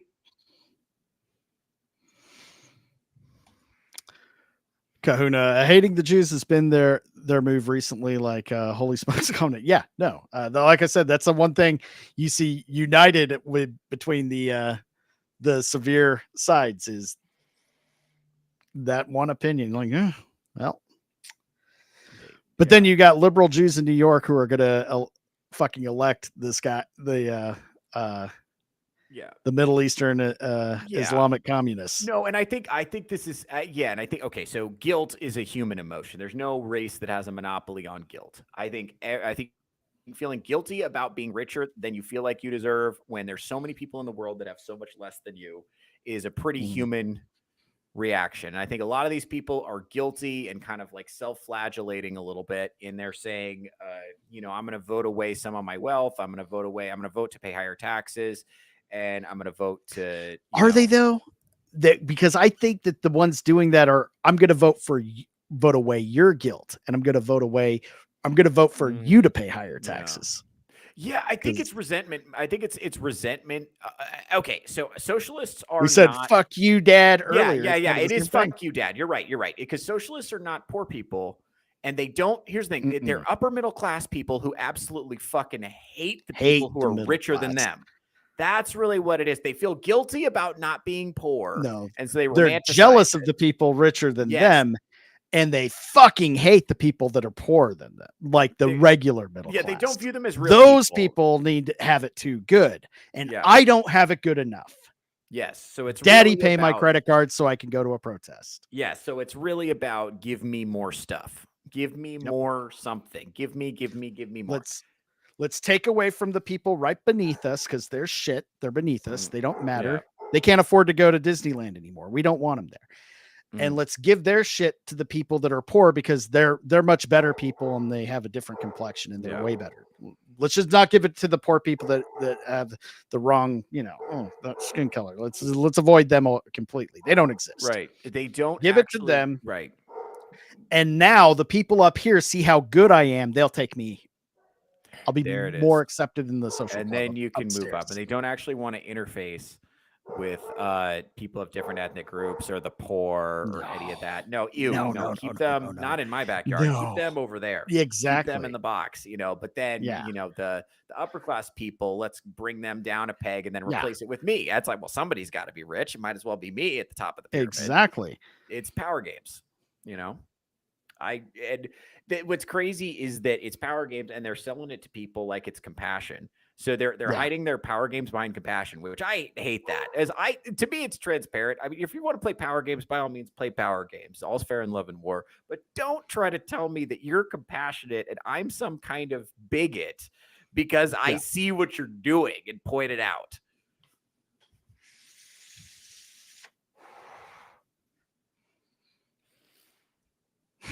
Horrible. Good stuff. We live in an awesome time period, don't we? Yeah, it's exciting for sure. A lot of I think there's going to be a lot of moving parts in the next few years. I'm very interested to see how things shake out. I definitely want to stick around and see it. But back to the number one thing I think needs to happen right now is we need security at fucking every school. Like, has Trump even acknowledged what happened yet? I don't know. I know hot little press secretary has. God bless her. She's awesome. Yeah. But I don't know. Like, they should be deploying the National Guard in every major city to every school, private and public. Well, I'm concerned about copycats. I don't mind at this point. That. That's what I'm talking about. Yeah. That's what I'm talking about. Put every school on high alert. And put the fucking, not there to police the kids, there to police the activity around that. Yeah. Because the left will fucking cry that, they've got boots at our schools. And they're there to, what I would say, so if I was a leftist and I was going to try to message this, I would say, Trump is mobilizing the military. It's a fascist incursion, and they're there to hunt trans people. I would be particular about that. I'd use the language, they're there to hunt trans people. That's how I'd say it. Because that feeds into this victim narrative, I'd say. Because remember at the beginning you said Trump is Hitler and he's coming for a trans genocide. So I would say this is how the trans genocide starts. That's what I would do if I was a leftist and I really wanted to stir people up. And that might be the main reason why he's not doing it. Or I'm just really off the plot and I'm thinking no, I don't in think lines so. of what should be done in a fantasy. I'm just being ridiculous here, but okay. John's Longboss. Let's see what he's got to say here. RFK said all these shooters have been on antipsychotic. Yes, we talked about that. Yeah. Been saying that for years since Columbine. 100%. Dude, it's not good. And what's crazy is we have more people on those psych meds than at any other point. And so it's like so many, a significant percentage of our young men are placed on ADHD medication just kind of by default. And so many of our women are on psych meds. And it's like, women have never been like crazier and more difficult to deal with than they are now. And they're all on fucking psych meds and getting propaganda pumped straight into their brains from the fucking phone. And all our boys are sluggish and unmotivated and defeated and have no sense of purpose. And we pump them full of ADHD meds. Our good friend Arsa, friend of the channel, has a permanent facial tic because he was put on ADHD meds as a child. You've met him? Why he does that? Do you think there's anything fucking wrong with him that he needed to be on meds? Or do you think he was just smart and got bored in school? Yeah. Or schools are designed not to accommodate young boys whatsoever. There's no. Yeah. This one's running around, pump him full of shit to make him settle down. Yeah, it's really you're telling me the 5-year-old can't sit cross-legged for 6 hours and listen to some like millennial drone on about trans rights. Really, that's hard for him to listen to. He'd rather play video games. And you think that's an illness that needs to be medicated?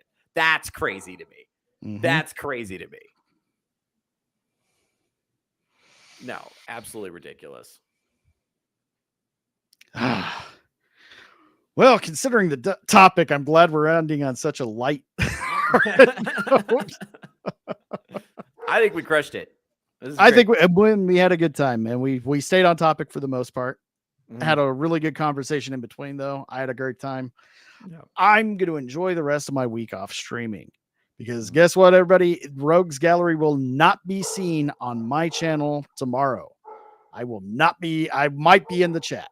But Theo, promote Rogues Gallery on your channel tomorrow. Yes, I'm going to be guest hosting Rogues Gallery. It's going to be a Theo takeover. I'm so excited. It's going to be a I've lot given of him fun. free reign.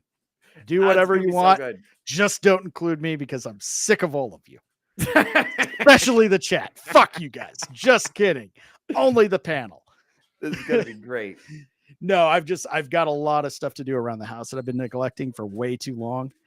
And I just need to take the weekend off, take care of a little personal business, get some things in order. So I really hope you guys have a good show. I'm going to try to be in the chat at least occasionally throughout, but don't get my channel new. Oh, wait, it's going to be on your channel. Fuck it. Do whatever you want. It's going to be great. Oh, Diane. God, you guys got taking things so seriously. That's okay. Abandon him. Join me. Follow my channel.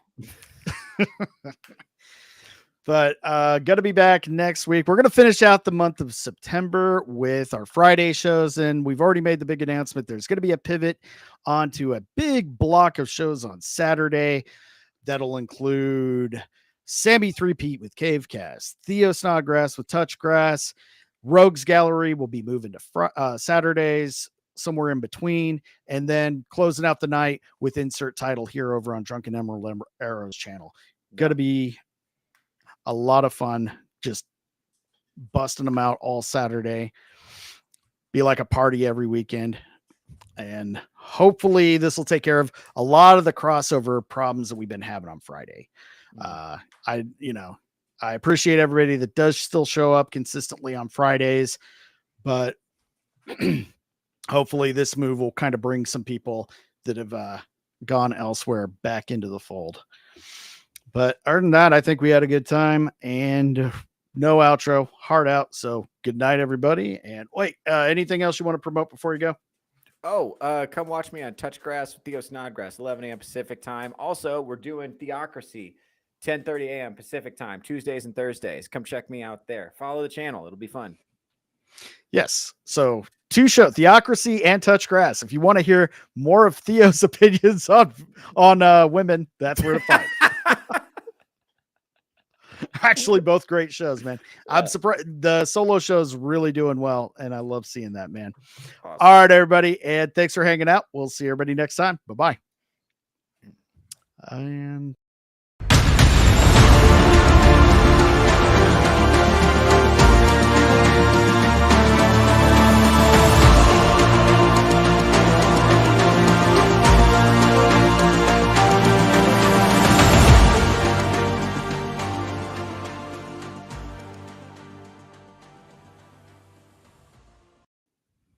I forgot I still had that there. That's okay. Is it ended? I think we're still live. What the hell? End stream? Why do I have to press it twice? We're still live and recording. What the hell? That's fine. I'll try and end it again. Give me a second. What the? It should be a red button down at the bottom. Yeah, that's what I hit before, but it says we're still live. Let me try it again. That's weird. Maybe it's